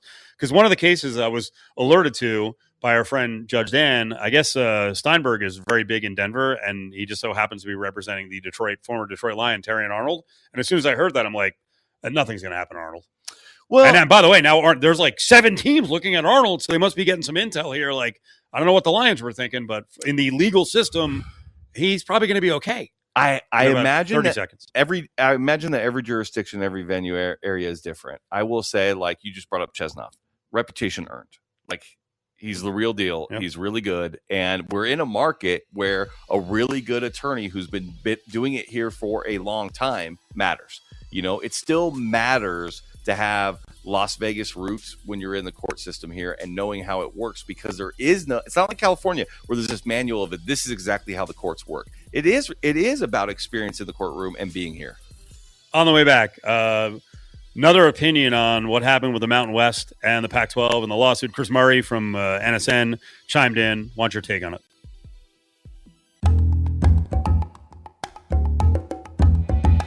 It's Cofield and Company on ESPN Las Vegas and ESPN Reno. So last week we talked about the Mountain West and the Pac-12 settling their suit. Really, the numbers haven't come out publicly, but there's been a bunch of guesses at it. You reacted to some of the guesses, and it looks like Mountain West Conference got $70 million of a potential $155 million ask. There are a lot of Pac-12 fans, led by some of the yahoos who follow your school, Oregon State, who are like, victory. And I saw someone else comment on the fact that no one in the Mountain West Conference markets had really talked about the story. So I fired back and I'm like, no, we talked about it. Yeah. But I also pointed out, if you're looking for writers to write about it, there are no writers left. Yep. Okay. Chris Murray is one of the good writers who still covers Mountain West Conference football and beyond. And he's not behind a paywall, so you can actually see his stuff. Chris wrote about this. Mm-hmm. And I liked his question at the end was, hey, would Nevada pay to get in the Pac-12? What was his whole premise? Yeah. So, I mean, what it came down to is basically every team's exit fee was $10 million, essentially. And then of the 5, that gets you to $50 million. And then essentially Oregon State and Washington State threw in $10 million each as part of the take. So that's how they get to the $70 million. Every school throws in $10 million. And so the question is if it's as expected that the Pac-12 media deal is going to be worth somewhere on the order of $4 million more than the Mountain West, double, right? And you have a ROI on your exit fee of 2.5 years. If you're Nevada, would you change places with Utah State? And the answer is, of course you would. If you're Nevada, I think UNLV's got a different set of circumstances. They got paid a bunch more, and they feel clearly in the best position to win their conference without a defeat on the year in and year out basis. They're trying to get college football playoff money. So it's a little bit different, but Nevada's nowhere near that. They're not in that conversation. So if you say, hey, I get to be in a conference where the games are better attended, there's more media value, there are schools that are investing more money into their programs, and I have to front $10 million that I'll get back on that investment in 2.5 years, which doesn't even count Pac-12 enterprises. Remember, they produce their own games. So last year when they did their football games, they were paid $1 million a game for the production. So there is revenue there. And I don't know that share. I don't know if Oregon State, Washington State held on to the majority line of that share or if they spread it across. But I think there's other areas of revenue, and they still get the bowl money from the bowl ties of the old Pac-12 for the old Pac-12 teams playing in bowl games, even though they're in another conference. So there's a couple other areas of money where I think the return on investment is probably 1.5 to 2 years. I think, if you're Nevada, you would rather be there than Texas State or Utah State. Last minute or so here. Week 0, 17 days away. Mm-hmm. So you're getting kind of juiced up. I had a list. First Power 4 coach fired. I'm not rooting for this to happen. Boy, Belichick, 8-1. 8-1. Matt Rule down at 45-1. Greg Schiano, 40-1. Yeah. I mean, I looked through some of these because you sent it over, and my pick is Luke Fickell at Wisconsin. He's got 2 straight losing seasons. This is year 4. There are some expectations. They got a quarterback now. He complained about resources, and they got him resources. They got him NIL money, so you better start winning, dude. Well, and I look at their schedule, and I say it's very possible that you're 2-4 in your first 6 games. You got 2 gimme wins, but then if you lose to Nebraska and UCLA, Michigan State, all of a sudden, that's it. That's it. The conversation's over. You cannot be in that conversation. Wisconsin was in the top 4 of the conference year in and year out. You cannot be the bottom dweller of the new Big Ten. You just can't. These odds boards often mean nothing. Some of the names on here are pretty incredible because Lance Leipold of Kansas, who was hot as a pistol 2 years ago, he's on it. I mean, Barry Odom in year two? Year two with like a $27 million buyout? Take it easy, Purdue. I don't think that's going to happen. And we the got 10. The other thing with Luke Fickell is they got a new AD over there, too. He's going to want to. Yeah, when your boss changes, Odom's boss actually changed, but hopefully that's going to be a good thing for him. All right, Justin, we appreciate it. 766-1400 is the number to call from anywhere in the state of Nevada to Battle-Born Injury Lawyers. This traffic report is brought to you by... It's Cofield and Company on ESPN Las Vegas and ESPN Reno. All right, week 0 in college football. Just 17 days away. You know, funny enough, none of the SEC teams play in week 0, but week 1, man, they all play, and they've all got non-con games, and there's some massive games. We want to get into a couple of those games, but also continue to preview the SEC season. We go down to Atlanta with Willie and Cofield and talk to our SEC insider, Heath Cline, here on this Wednesday. Heath, what's up, buddy? Hey, guys. How you doing? Pretty good. I wanted to ask you, how much hype is there around Clemson and LSU? Obviously not SEC in the case of Clemson, but just a massive game on both sides coming right out of the gates in week 1.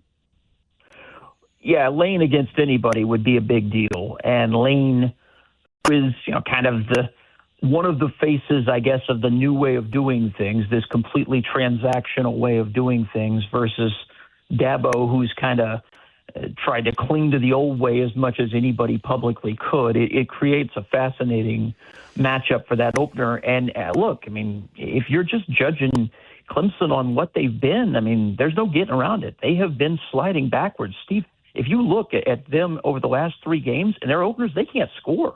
I mean, it doesn't matter who they play. They played Duke at home. They scored, or Duke on the road scored 7 points. They scored 3 in a neutral site. They scored 10 when they were at home. So, I mean, they've got 20 points in their openers in the last 3 years combined. So can he get a team ready to come out and play a good football game against anybody in the opener, and especially in that environment? Like, if you're Dabo, you don't have to win that game, but, man, if they get smoked, and if Lane can put it on anybody, he's going to try and make a statement. If they get smoked in the opening game, the takes coming about Dabo and Clemson are going to be fierce. Do you buy that? The conventional thought is, hey, Dabo's fallen behind. He doesn't use the transfer portal, so the talent's gone down at Clemson. But if I'm correct, I think they put 9 guys in the NFL off of last year's team. So were they really down in talent? It's not only talent. It's part of it, because when you go out of your way publicly to say, hey, I won't use this, and then finally, okay, I'm using it, but only very selectively. Now he's up, I think he took like 9 or 10 kids this year. When other programs that you're trying to compete with are saying, hey, we're a little light on the line, we're going to go get a guy. We're a little light in the secondary, we're going to go get a guy. And you're just refusing to do it out of stubbornness. It's a terrible look. But honestly, Steve, people don't pay enough attention to his staff. And he took the attitude until very recently that they had all the answers at Clemson. It was more important to understand his culture and his program than it was to be somebody with good ideas. And so he promoted Brandon Streeter OC, had to fire him after a year, then much ballyhooed. Okay, finally we're gonna go outside and bring in Garrett Riley. And Garrett Riley spent 1 year at TCU as a coordinator, and even there it's Sonny Dykes' scheme. It was an interesting hire, but it didn't really work. And so now what's he done? He's doubled down on going back to the old way. He said, we're going to bring Chad Morris back. Steve, Chad Morris, I mean, he hadn't done anything in a decade anywhere successful. He's been part of multiple staffs that got fired. I mean, he hasn't done anything, and that's who's going to be coordinating Clemson's offense this year. I mean, how many people down the list would you get to before you would call Chad Morris for an offensive coordinator job right now, unless you're Dabo and you're only looking to hire guys that are on your Christmas card list? Yeah, I didn't realize until looking it up just recently that Morris hadn't been at Clemson in 12 years. I mean, it's not like he's a recent product of the program. The other side of this game is very interesting. Clemson at LSU, as we're talking, Heath Cline, our SEC insider. We're going to talk to him every week to get you up on what's going on with Southeastern Conference football. Headline in Yahoo: Sam Levitt shares insight into relationships with LSU's offensive masterminds. Is everyone in SEC country cool with calling not only Lane Kiffin but Charlie Weiss Jr. a mastermind? I think at first there was the natural skepticism there, but it really did seem like last year, remember when Lane left, he stuck around. So clearly you had a guy in Pete Golding who felt like there was something there of value. And obviously they kept playing pretty well, won some games in the postseason. So I do think there's at least a case. And if you remember, Steve, he reportedly interviewed for NFL OC jobs, including the Eagles. So if the league thinks he's got something, and he at least without Lane there appeared to have something, then I'm as skeptical of anybody with Junior at the end of their name as anybody is like that number one credential publicly. But yeah, I think it will be fascinating now to see where does he go next. Like what? I don't think he's going to be a long-termer at LSU. He had to decide, do I go with Lane? Do I not go with Lane? Do I go to the pros even once I've gone with Lane? For now, he clearly decided, okay, I think I can do something big here and I'll have bigger opportunities waiting for me. I assume for him to do that, he knows what was there and is really confident in himself, which would make sense because of his dad. He does seem to be pretty well regarded. Billy Napier tried to hire him for Florida, and he stuck with Lane. So he does right. seem to have a high value of that relationship with Lane, for whatever that's worth. I thought it was interesting today, and I know you taking a lot of radio, and I listened to SiriusXM, their college channel, and Rick Neuheisel went out of his way to, like you just said, the whole Nepo thing and the junior. Rick went out of his way to tell a story about Charlie Weiss basically being an arrogant horse's ass in years past. I was like, whoa, okay. And that doesn't mean the kid is an idiot or the kid is his dad. It's just it just brought to mind like just how much mileage all of the Belichick people got off of Tom Brady, and including Belichick. And Weiss is one of those guys. Like when he had actually put his own teams together at Notre Dame, it didn't exactly work out. Common thought, and when you and I talked about this last week, common thought on Texas in terms of talent is they have the best talent in the SEC. And I want to kind of go back to the well on this one. We had a gambling insider yesterday say he's going to ride Texas, but he knows it's the wrong move because Sark is substandard. Is that fair with Steve Sarkisian? Is he a substandard coach? I think it's fair to question if he's a championship coach. I don't think he's bad, but can he get you across the finish line? Does he have what it takes? Because part of it, Steve, is you look at it, where have they failed? One of their biggest failings has been in the red zone.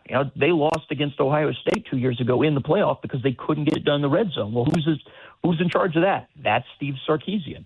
Even go back to him when he was with the Falcons as offensive coordinator. He couldn't figure out a way to get the ball to Julio Jones in the red zone. I mean, that if you're supposed to be the offensive wizard, that's supposed to be part of the deal. You're supposed to be able to finish things off. And he has been repeatedly, for a dude that has so much talent, it seems, not able to convert in key spots in that red zone. And so does that continue? If that trend continues this year, Steve, he's not going to get fired. I can't imagine a way he could butcher things so badly that he could get fired this year. But I just literally today talked to a guy in Cooper Patagna who works for CBS Sports and has some background in college personnel. And he said, yeah, this is by far, he thinks, the most talented team in the whole country, not just the SEC.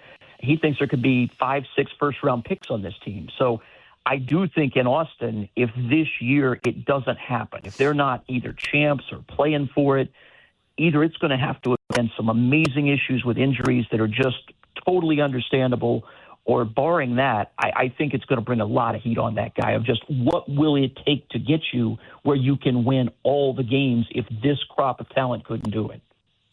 Speaking with Heath Cline, joining Steve and Willie here on Cofield and Company, ESPN Las Vegas. So, Heath, this is a time of year where you start looking at the schedule. We know that once the SEC and Big Ten conference schedules get underway, there's going to be those random early games, but that's when all of a sudden you say, oh, man, this big matchup here, this big matchup there. But one of the most anticipated ones that could play a key role down the road is right off the rip. I mean, September 12th, Ohio State at Texas. How big can an early game like that play realistically and be an implicated game for the playoff?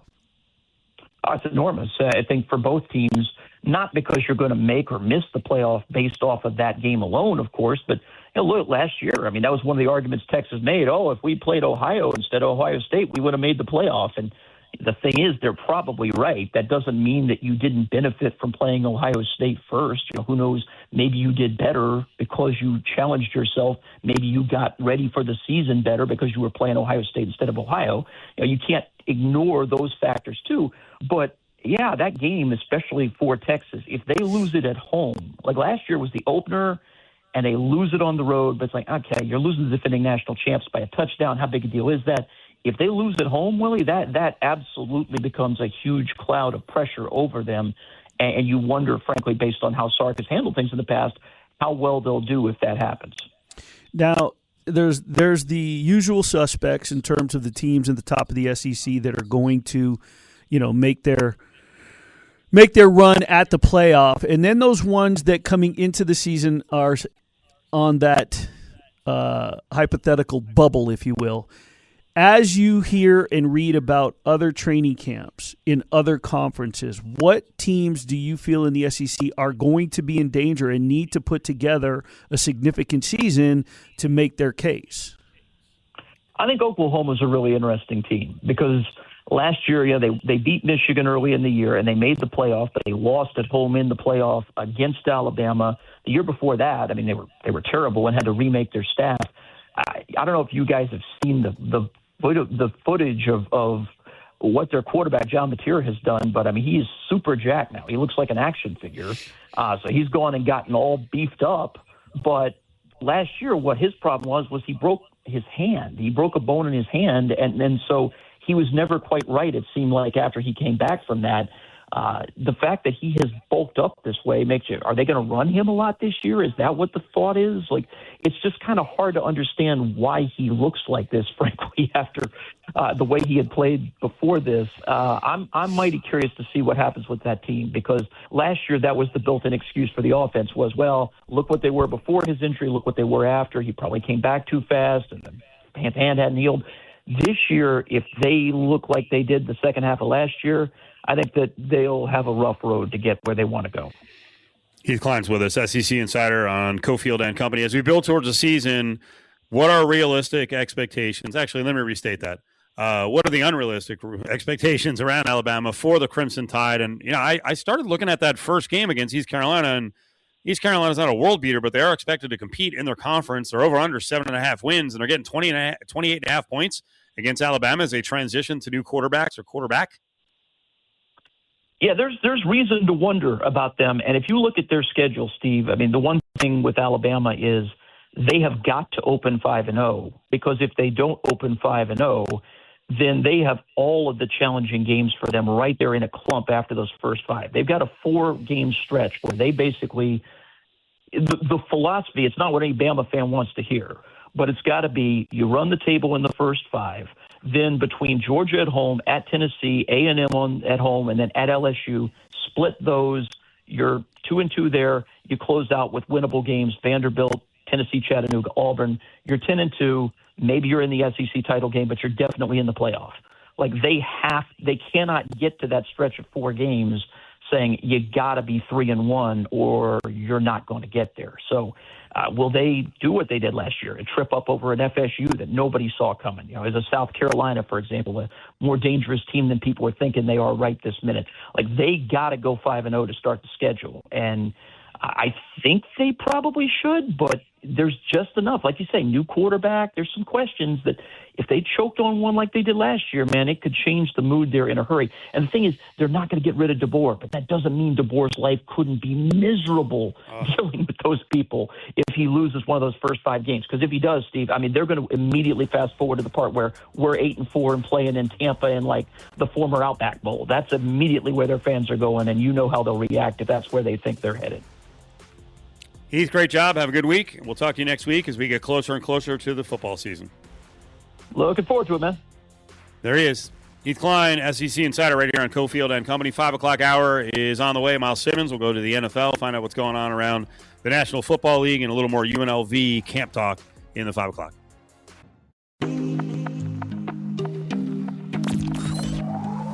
Live from the Battleborn Broadcast Center, you're listening to ESPN Las Vegas.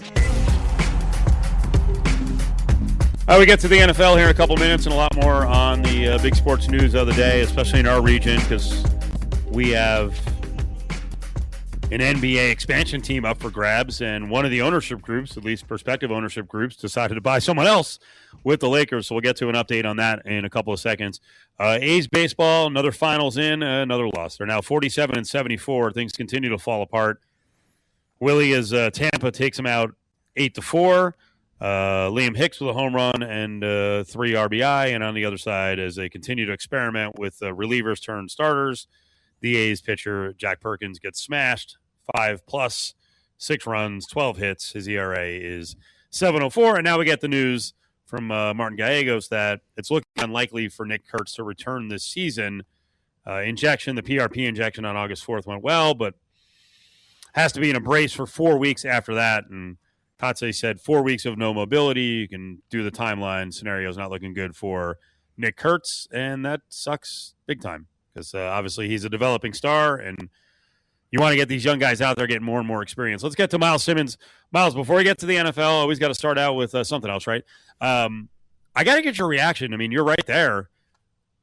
These franchises and the prices, I mean, first of all, it's shocking that Mark Walter had the Lakers and I guess had to sell them for some reason. So we're finding out with an investigation going on by the feds. But $12 or $12.5 billion for the Lakers? Well, you know what the funniest thing is to me, Stephen? I said this to a couple people I'm texting with today. It's like, are we now just like flipping franchises like we flip houses?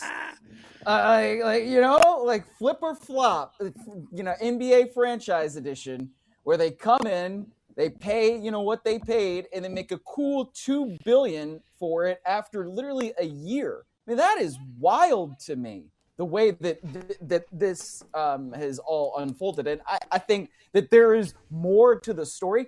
What also is interesting to me is Bob Iger is the one who is on part of the other side of this. Bob Iger's got that much money to pay $12 billion. Like, who else is in this group? Because if it's Kushner and Bob Iger, where else is that money coming from? Bob Iger obviously was, the CEO, and I don't know how obvious this is to just the layman, but Bob Iger was CEO of Disney for all this time.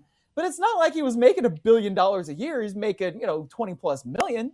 But I'm interested in a lot of this from a lot of different standpoints, and I'm looking forward to somebody getting to the bottom of it, whether it's Pablo Torre, who is getting that reputation, or somebody else. Yep.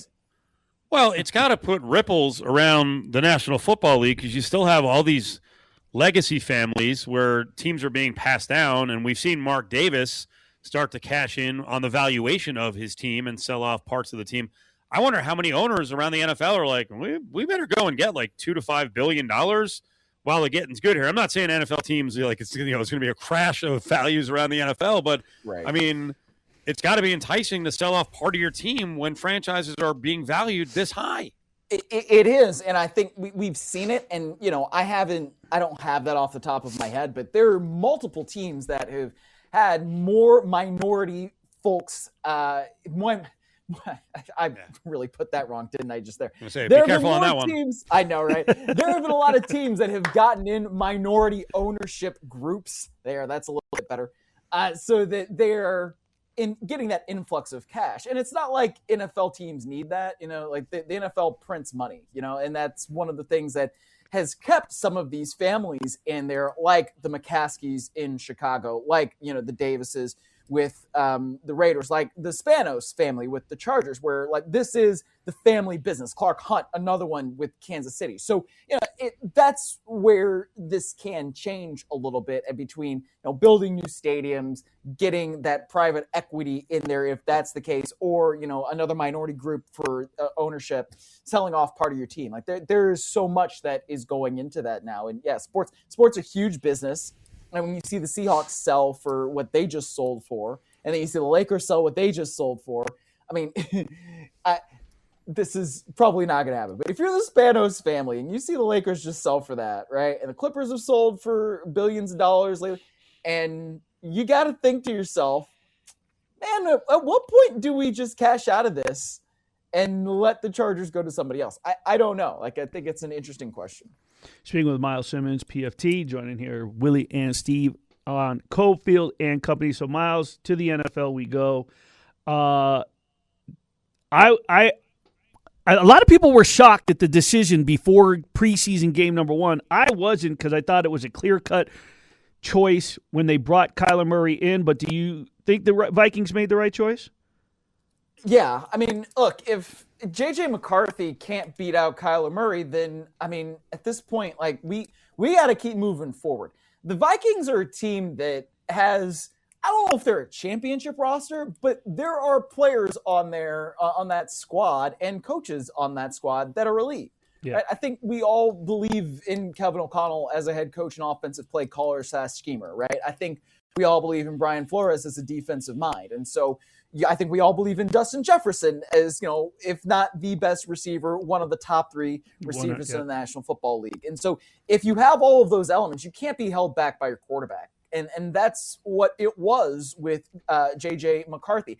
And here's the problem with this. And this is what I say to people, and then people are all like, oh my God, how can you label somebody a bust? Listen, the way contracts work in the NFL today, if you are a first-round pick, especially if you are a top 10 pick, and I would say this in a top 10, 15 pick too, as a quarterback, right? And you are going into year 3, and you're not sitting behind somebody who's an all-pro. So like Jordan Love and maybe Ty Simpson will be exceptions to this. If you cannot become the starter in year 3, then you're a bust. We got to move on from you. Because the way contracts work, after year 3, we have to decide whether or not we're going to guarantee you your salary for year 5. And if we can't do that, and we spent first-round pick draft capital on you, bye-bye, we got to move on. And I know that that's kind of not fair, you know, and I use fair with air quotes for a reason, because I mean, if you've made millions of dollars, which J.J. McCarthy will have done at the end of his 4-year contract, how much is unfair to you? And you can say, all right, we've got a quarterback development problem. But at the same time, Bo Nix is starting, right? I mean, we've got all kinds of players. Jaden Daniels came in, and he was Rookie of the Year. And so Caleb Williams, you know, is there development there? Is there improvement there? Certainly after the course of what he did last year. So if you can't stay healthy and you can't win a quarterback competition, then we've wasted this top 10 pick and we've got to move on. And so it's because of the contracts. It's not just because of the player, but the way the contracts work, we cannot wait for you to develop. And, you know, people don't like that. And people say, oh my gosh, you've got a quarterback development problem. But if you look around the National Football League, I don't know that we do. Sometimes you have to take responsibility as a player to say, I'm going to do this, and you got to do whatever you can to do it. And if you can't beat out Kyler Murray, then that's on you, man. It's the same thing with Anthony Richardson last year. He's a bust. We've got to move on. We've got to move forward. And I personally think that, you know, with whatever troubles and struggles and dissension and whatever with Kyler Murray in Arizona, this could be a fresh start where this kid could have, like, just like we saw with Darnold in Seattle. Doesn't mean Minnesota's going to the Super Bowl, like you said. I just wrote a story which is going to come out later tonight for Ball is Life's betting sites, the 5 teams that are not supposed to make the playoffs that can make the playoffs. So, you know, you look at the betting board of teams that can make the playoffs, the odds, and after the first 16, start from there. And the 5 that I came up with, tell me if, in your opinion, Willie, you're out of your mind with any of these teams. Number 5, Washington Commanders. Number 4, Minnesota Vikings. Number 3, New York Giants. Number 2, Pittsburgh Steelers, and then my number 1 choice that out of the teams that aren't supposed to make it that can make it, Jacksonville Jaguars. The Jaguars aren't supposed to make it? Who's supposed to win that division then? I mean, the Jaguars were the best team in that division. And it's funny. I think it's Houston. I think it's Houston. Okay. Yeah. Well, I mean, Houston, sure. And that does make sense. But I think for Houston, there's almost more question with C.J. Stroud than there is with Jacksonville and Trevor Lawrence, in part because of the offensive coaching. I mean, I think Liam Cohen did a really nice job, especially over, you know, the last, you know, months, last 6 weeks, whatever, of the season, of really scheming for Trevor Lawrence. And you could see how much Lawrence got more comfortable as the season went on there. But the only one where I'm really like, I don't know, Willie, is the New York Football Giants. That's the stretch, but I'm a believer. I don't believe in Matt Nagy. I think that there's some reason to not necessarily believe in John Harbaugh after the way that we've seen things go with the Ravens over the last couple of years. I think they did need some new blood there, and we'll see how Minner does, and the differences that they have with Declan Doyle as their offensive coordinator. But yeah, I mean, there's a lot of unknowns, I think, with the Giants, and there are a lot of knowns with some of the other teams in that division. Like the Cowboys had a great offense last year, and now we'll see what their defensive improvements that they made over this offseason, how that can really take effect. So I think they're going to be good. I think the Eagles are still going to be good. The Commanders, I think, should have a bounce back year as long as Jaden Daniels is healthy. So that leaves the Giants as the odd man out in that division, at least for me. Myles Simmons with us, Pro Football Talk. To go back to the betting odds for a second, yeah, the Jags are basically a coin flip. So at some books, they could be a slight favorite on the no. Minnesota is no minus 200, yes plus 155. Their over-under win total is 8.5. So I'm the wrong guy to talk to because you've been the one talking me off the ledge. Actually, I think most times, Myles, you've pushed me off the ledge. Because you didn't enjoy my opinion of Kyler Murray. I'm such a Kyler Murray stan that I think KOC with Kyler is going to be excellent. But that division is, it is a freaking haul. The team I wanted to ask you, and I've heard a lot of conversation about them, and we were talking about it early in the week. There are some people who want to fade the Lions, others because of their defense, especially on the back end. Others are like, hey, this is going to be a big bounce back, especially when we saw the note the other day that they don't play outdoor cold weather game until week 17. Where are you on the Lions and their place in that division? I'm pretty high on the Lions because I know they finished 9-8 last year, and I think technically they were fourth place in that division, somehow behind Minnesota. So, they have a fourth place schedule, which benefits them. I mean, even though they are in the NFC North, which, we can call that maybe the toughest division in football. The NFC West would obviously get a big argument from that, but yeah. I think that they are in a position to bounce back very well. And, they have new offensive coordinator in Drew Petzing. You have Jared Goff, who is, more or less getting on the back nine of his career. Like, this is year 11 for him.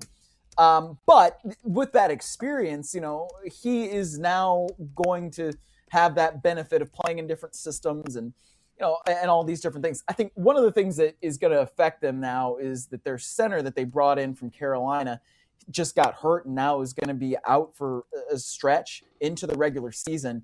And that was one of the things that they had difficulty with last year, was that center position after Frank Ragnow did not come back. So they're going to have to be able to show up that protection somehow on the interior. They obviously thought they did it with Mays, and now they're not going to have him. So that's something that I think we got to keep an eye on. But I do like the Lions because they've got a lot of continuity in their personnel, and they have the continuity with Dan Campbell. I'm a Dan Campbell believer. So even though they went 9-8 last year, that was a pretty darn good team. They just got unlucky in some games. And so, you come back to the mean, and maybe they're going to play a lot better and be on the other side of some of those results. We got the full slate of preseason games. I'm very fired up for this. I know you were joking on Twitter about how some people are not that fired up, but listen, there's a lot of good storylines.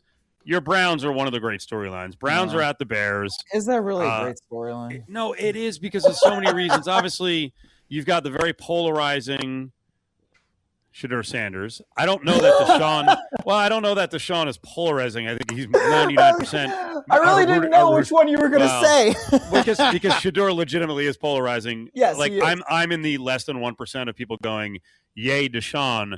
But I'm kind of rooting for the story that, one, he gets back to where he was, and two, after all this money and getting nothing out of him, what if he came back this year, played well, got him near the playoffs, and then they have to make a decision on Deshaun Watson?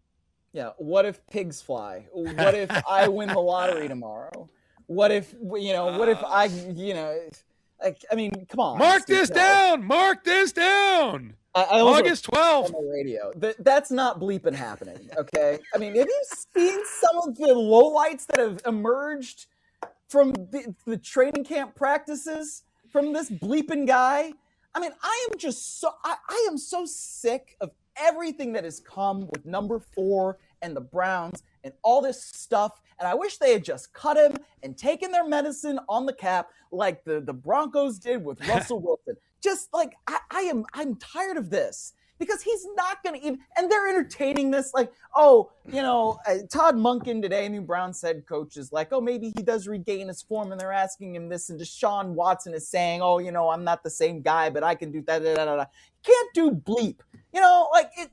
We've seen it. He's coming off an Achilles tear. The last time he played good football was in 2020. And guess what? The Texans went 4-12 that year. So I'm so done with this mess. He is a football generation and a half from being removed from playing good football. He can't play. He's never been able to play for the Browns. And so I'm done with it. And I don't even think that means Shadur Sanders is good. I don't know if he's good, but I'd rather find that out, because guess what? After this year, we can do whatever you need to do with the quarterback position. But if you don't know about Shadur Sanders, then why are we entertaining this crap from this quarterback who is not good?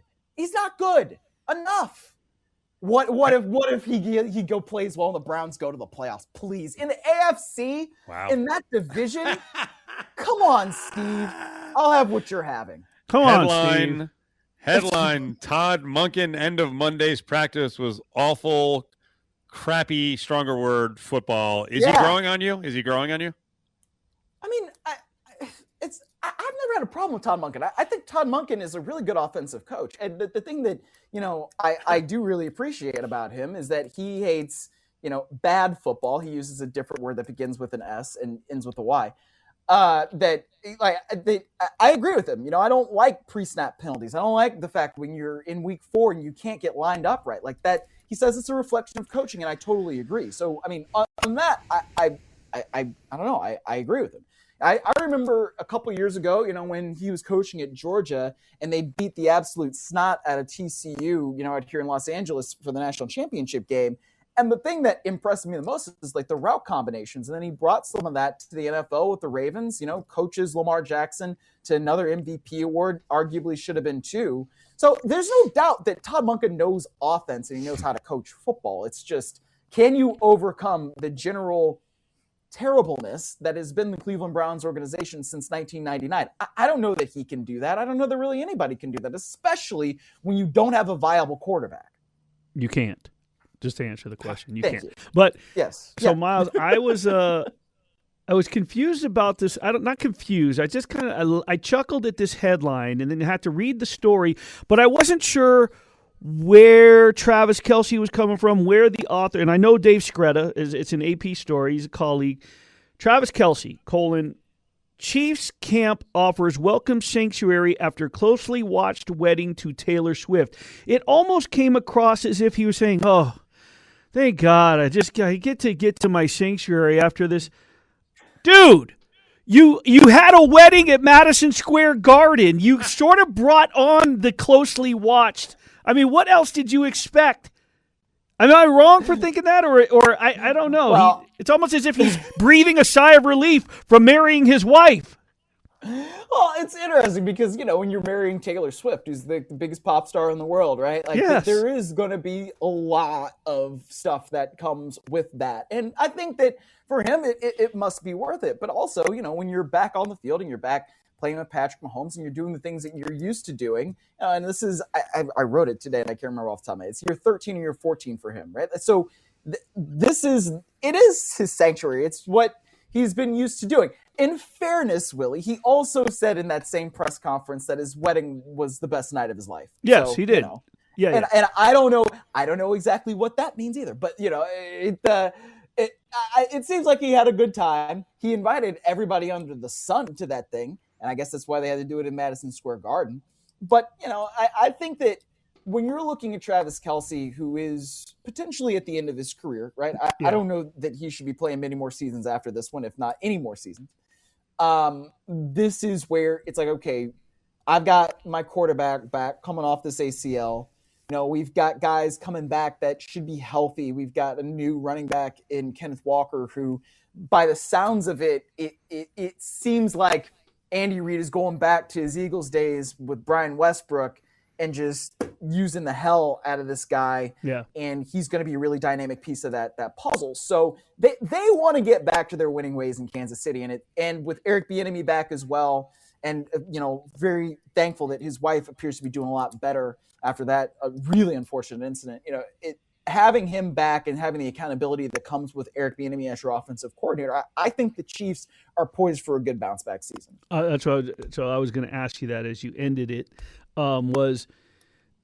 It's funny that a lot of, whether it's fans, social media, whether it's media members, analysts, have been so quick to write the Chiefs off with age, when it was just last season before their demise that everyone was saying, they were still saying, you should never count. As long as Andy Reid and Patrick Mahomes are together, you can't count them out. It's just funny how 1 year later, because of how far they dropped last year, that everyone's now off the bandwagon. And I don't think that's fair. I don't really either. I think that there have been issues with the Chiefs that reared their ugly head for the last 2 years. I mean, some of it was pass protection. Some of it was pass catchers not doing enough. A lot of it was the run game. They needed to go back and, I think, strip things down a little bit more offensively and then build it back up. And they got the opportunity to do that, because they didn't make the playoffs. When you are playing in the Super Bowl for as long, and having the long seasons like they did, you don't have the time to then go back and say, okay, how do we make this better? You don't have the amount of time that everybody else does. You're losing 6 weeks, right? So, and obviously you would rather lose that 6 weeks and win 2 consecutive Super Bowls and play in the third than anything else. So there was a lot, I think, that then came to a head last year, and now they've been able to go back, look at things a little bit differently, and do some things differently. And we'll see what that Eric Bieniemy effect is.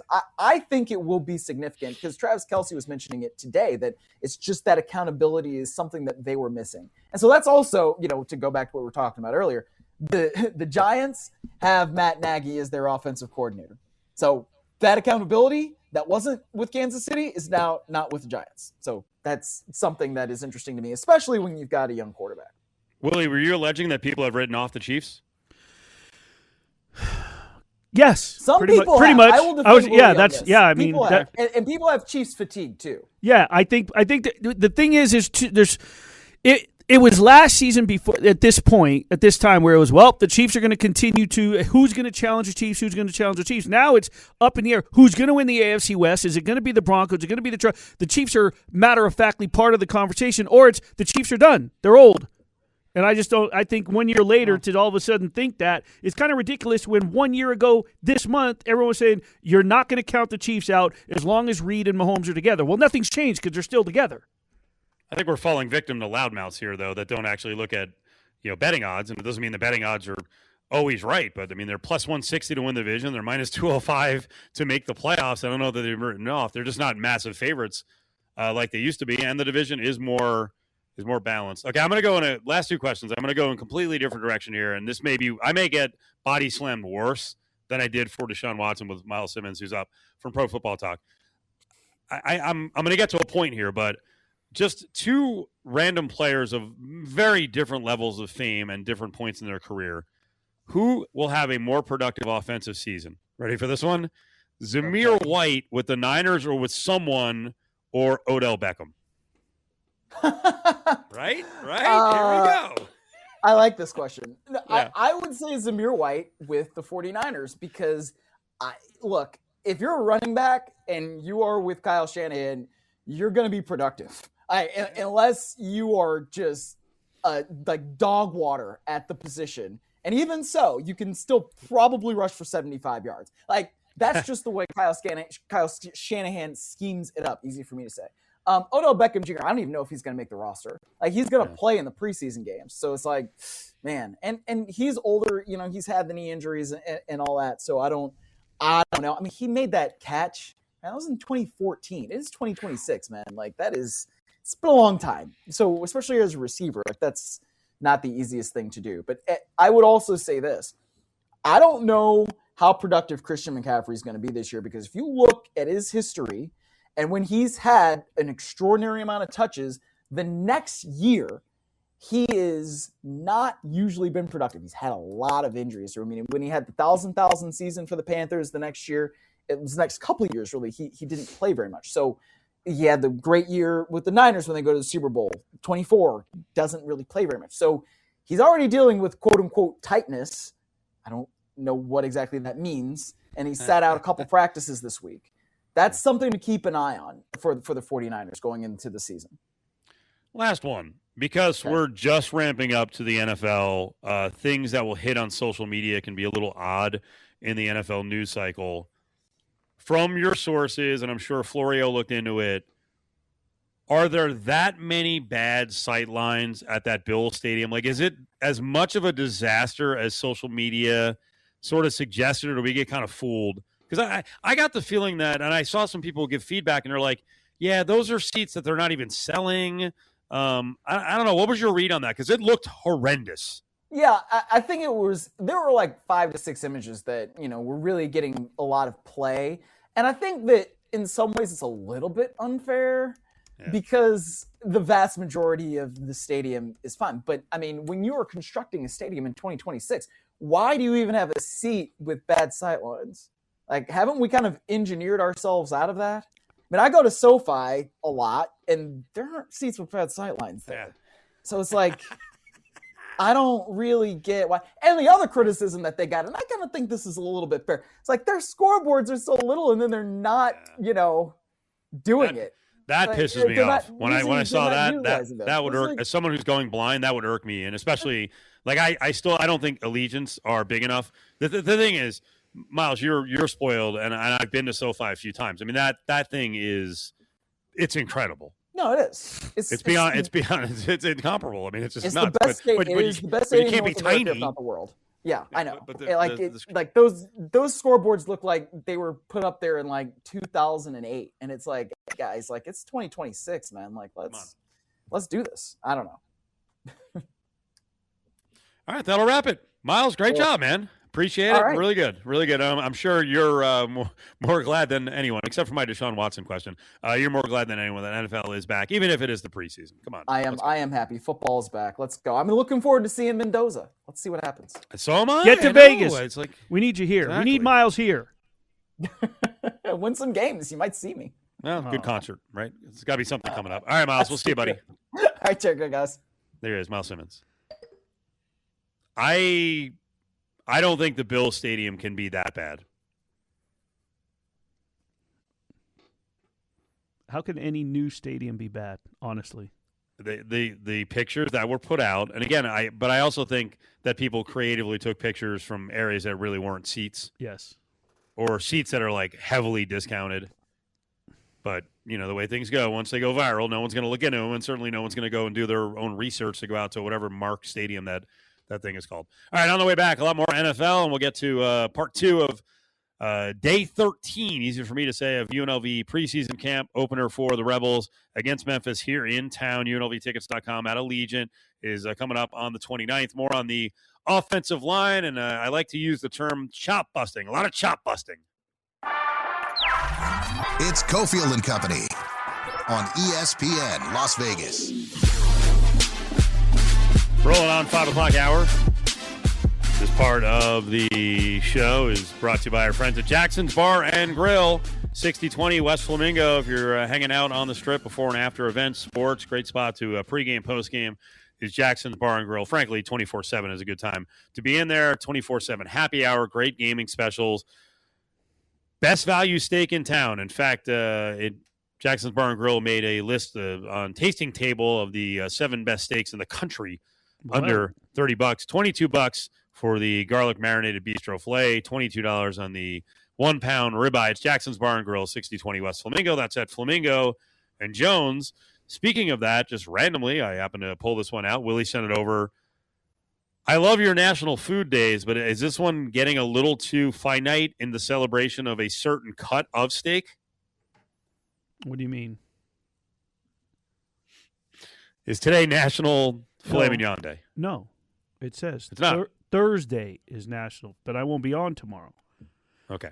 But anyway, I sent it over, yes, because every time I see anything, I go out to eat. My mom and stepdad love to order filet mignon if it's on. I think it's the most overrated and overpriced cut of meat. Jackson's is pretty good. Jackson's also doesn't overprice things. Jackson should get a freaking 1 pound ribeye for whatever it is. I mean, it's 12 ounces of filet for $22. I agree with you. Filet, especially now that there's so many different cuts of meat that have come to the forefront. Yes. I try to actually not order filet very often. What's your favorite cut? Is it ribeye? Okay, here's the thing. It depends on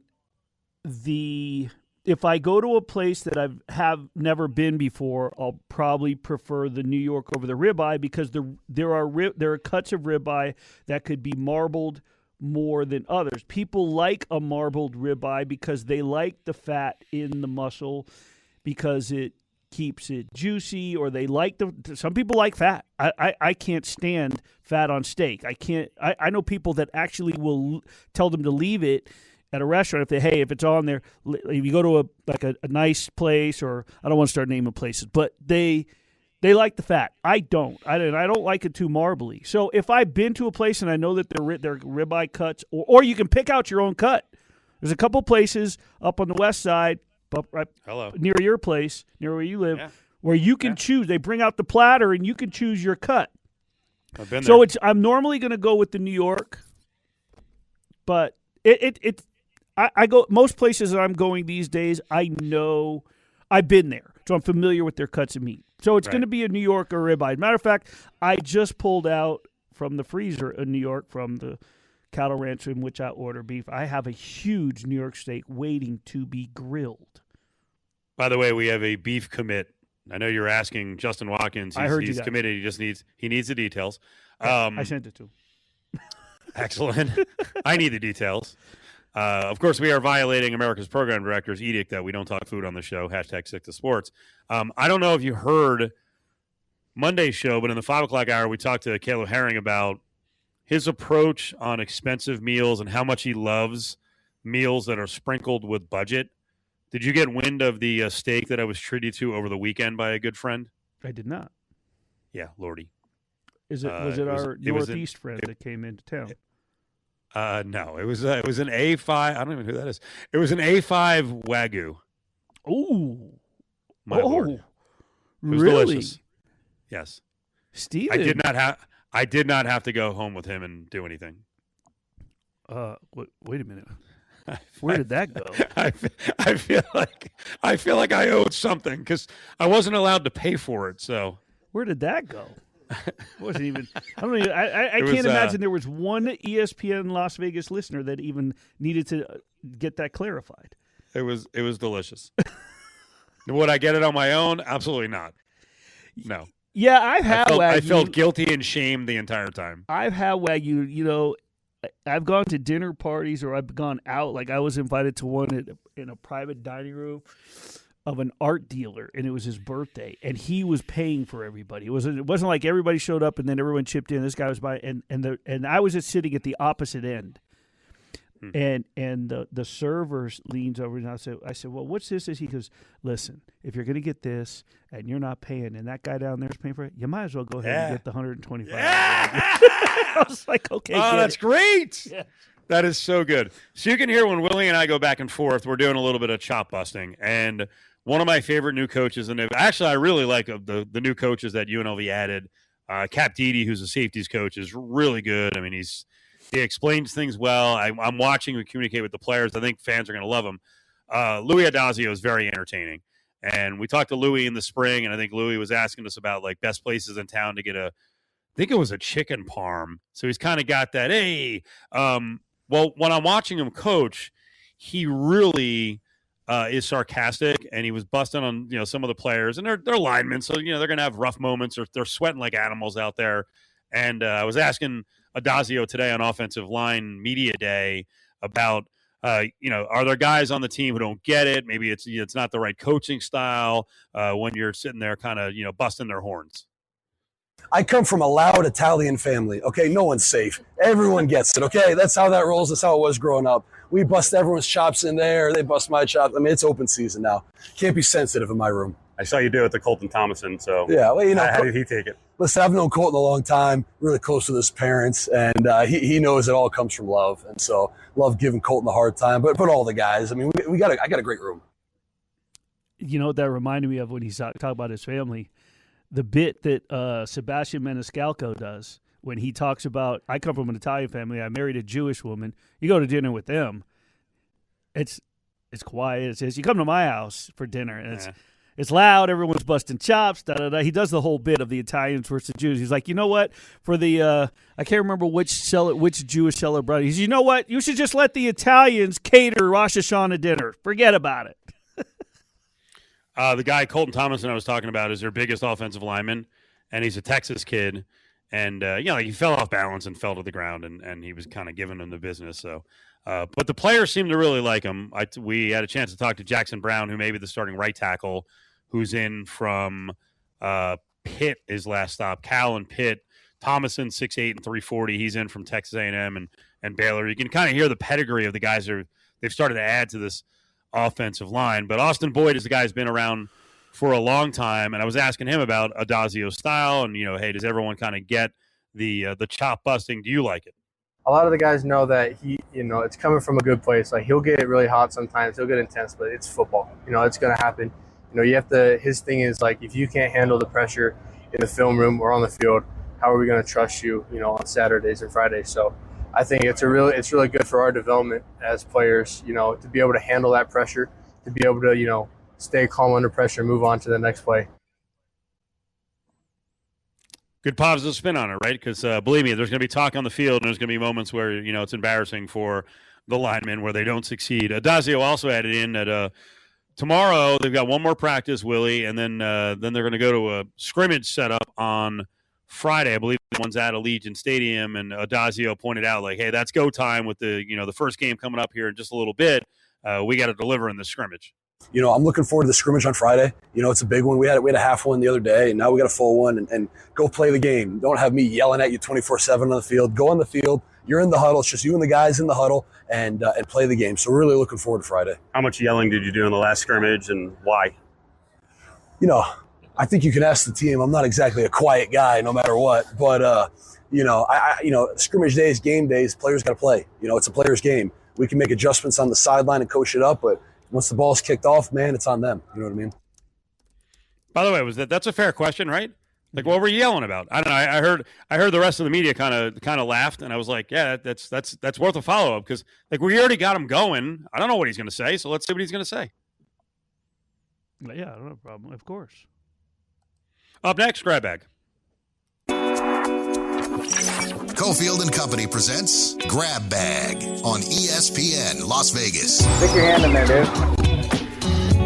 Willie, breaking news in that the Carolina Panthers have reached a one-year deal with your guy Darren Waller. Wow. All right. He can be effective. What do you think?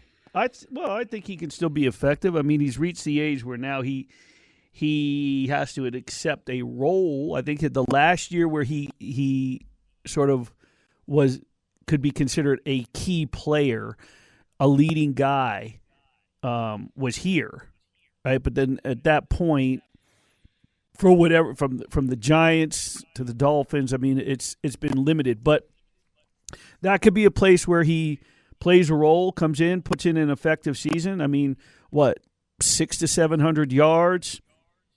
6 to 8 touchdowns, key plays, third down guy. I think he's kept himself in shape as long as he stayed clean. I think he's fine. I think it's a good. I don't think it's a bad spot.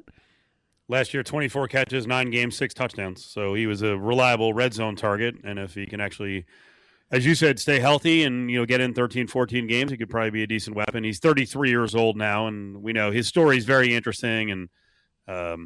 Very smart guy too. I think sometimes he gets not that he gets a bad rap as like a dumbass, but I don't think he's given enough credit for how smart he is. No, I think people call him a dumbass. Yeah, but I think a lot of it has to do with him showing his vulnerability, personally. His marriage with Kelsey Plum, the whole rap and the video thing. I mean, he caught a lot of flack for that, understandably. And I just think that he's sort of been thrown under that dumb jock umbrella, and he's not. If anybody took the time to watch his Real Sports Show segment, and what he's done for addicts when he went underground, under the strip, the tunnel under strip, and done a lot of people and paid for a lot of people in a sort of recovery house where he paid their first month. People, he took them to that house and he paid for the first month of their stay and whatnot.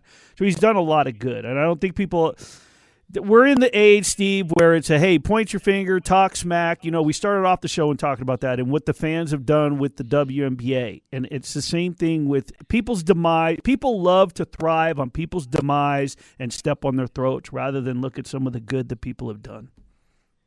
Back in the bag? Stick your hand in there, Dave.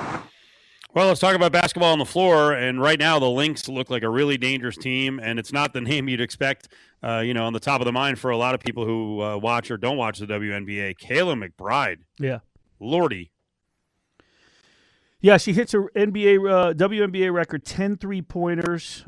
Lynx mopped the floor with the Dallas Wings. I say that. They win. It was a 13-point win, which isn't that big in the WNBA because in reality – that could be late in the game. They pull away with free throws, but she's playing really well. The scary thing about this team is, as we've said over and over, what Olivia Myles did before Nafisa Collier came back, and yes, you knew what Nafisa was going to do when she came back. It's the chemistry and the connection that we're seeing between specific players. I wrote an article for Ball is Life as to what the 5 best tandems in the WNBA through that point, this was last week. And I wrote Kayla McBride and Olivia Myles. If you look at their averages, what they've done on court together, but all of a sudden Nafisa comes back and her and Olivia Myles look tremendous together. But then, oh, by the way, Kayla McBride pulls this. I mean, my God, was K-Mac letting her go the worst decision the Aces made since they've arrived in Las Vegas? Not Kelsey Plum? That's my question. And she's shooting a career-high 42% from three, over 9. Unbelievable with the free throws. She always has been, but almost 92% from the free throw line. So, yeah, not a great subtraction. Hey, when you look back on it. Another person, if you're a WNBA fan out there, because I know all those studio texters into our show just how much you really love the WNBA. If you want to read a good story, it's several years old, but Google Kayla McBride's story in the Players Tribune, her self-written piece, and what she's overcome. Fantastic piece.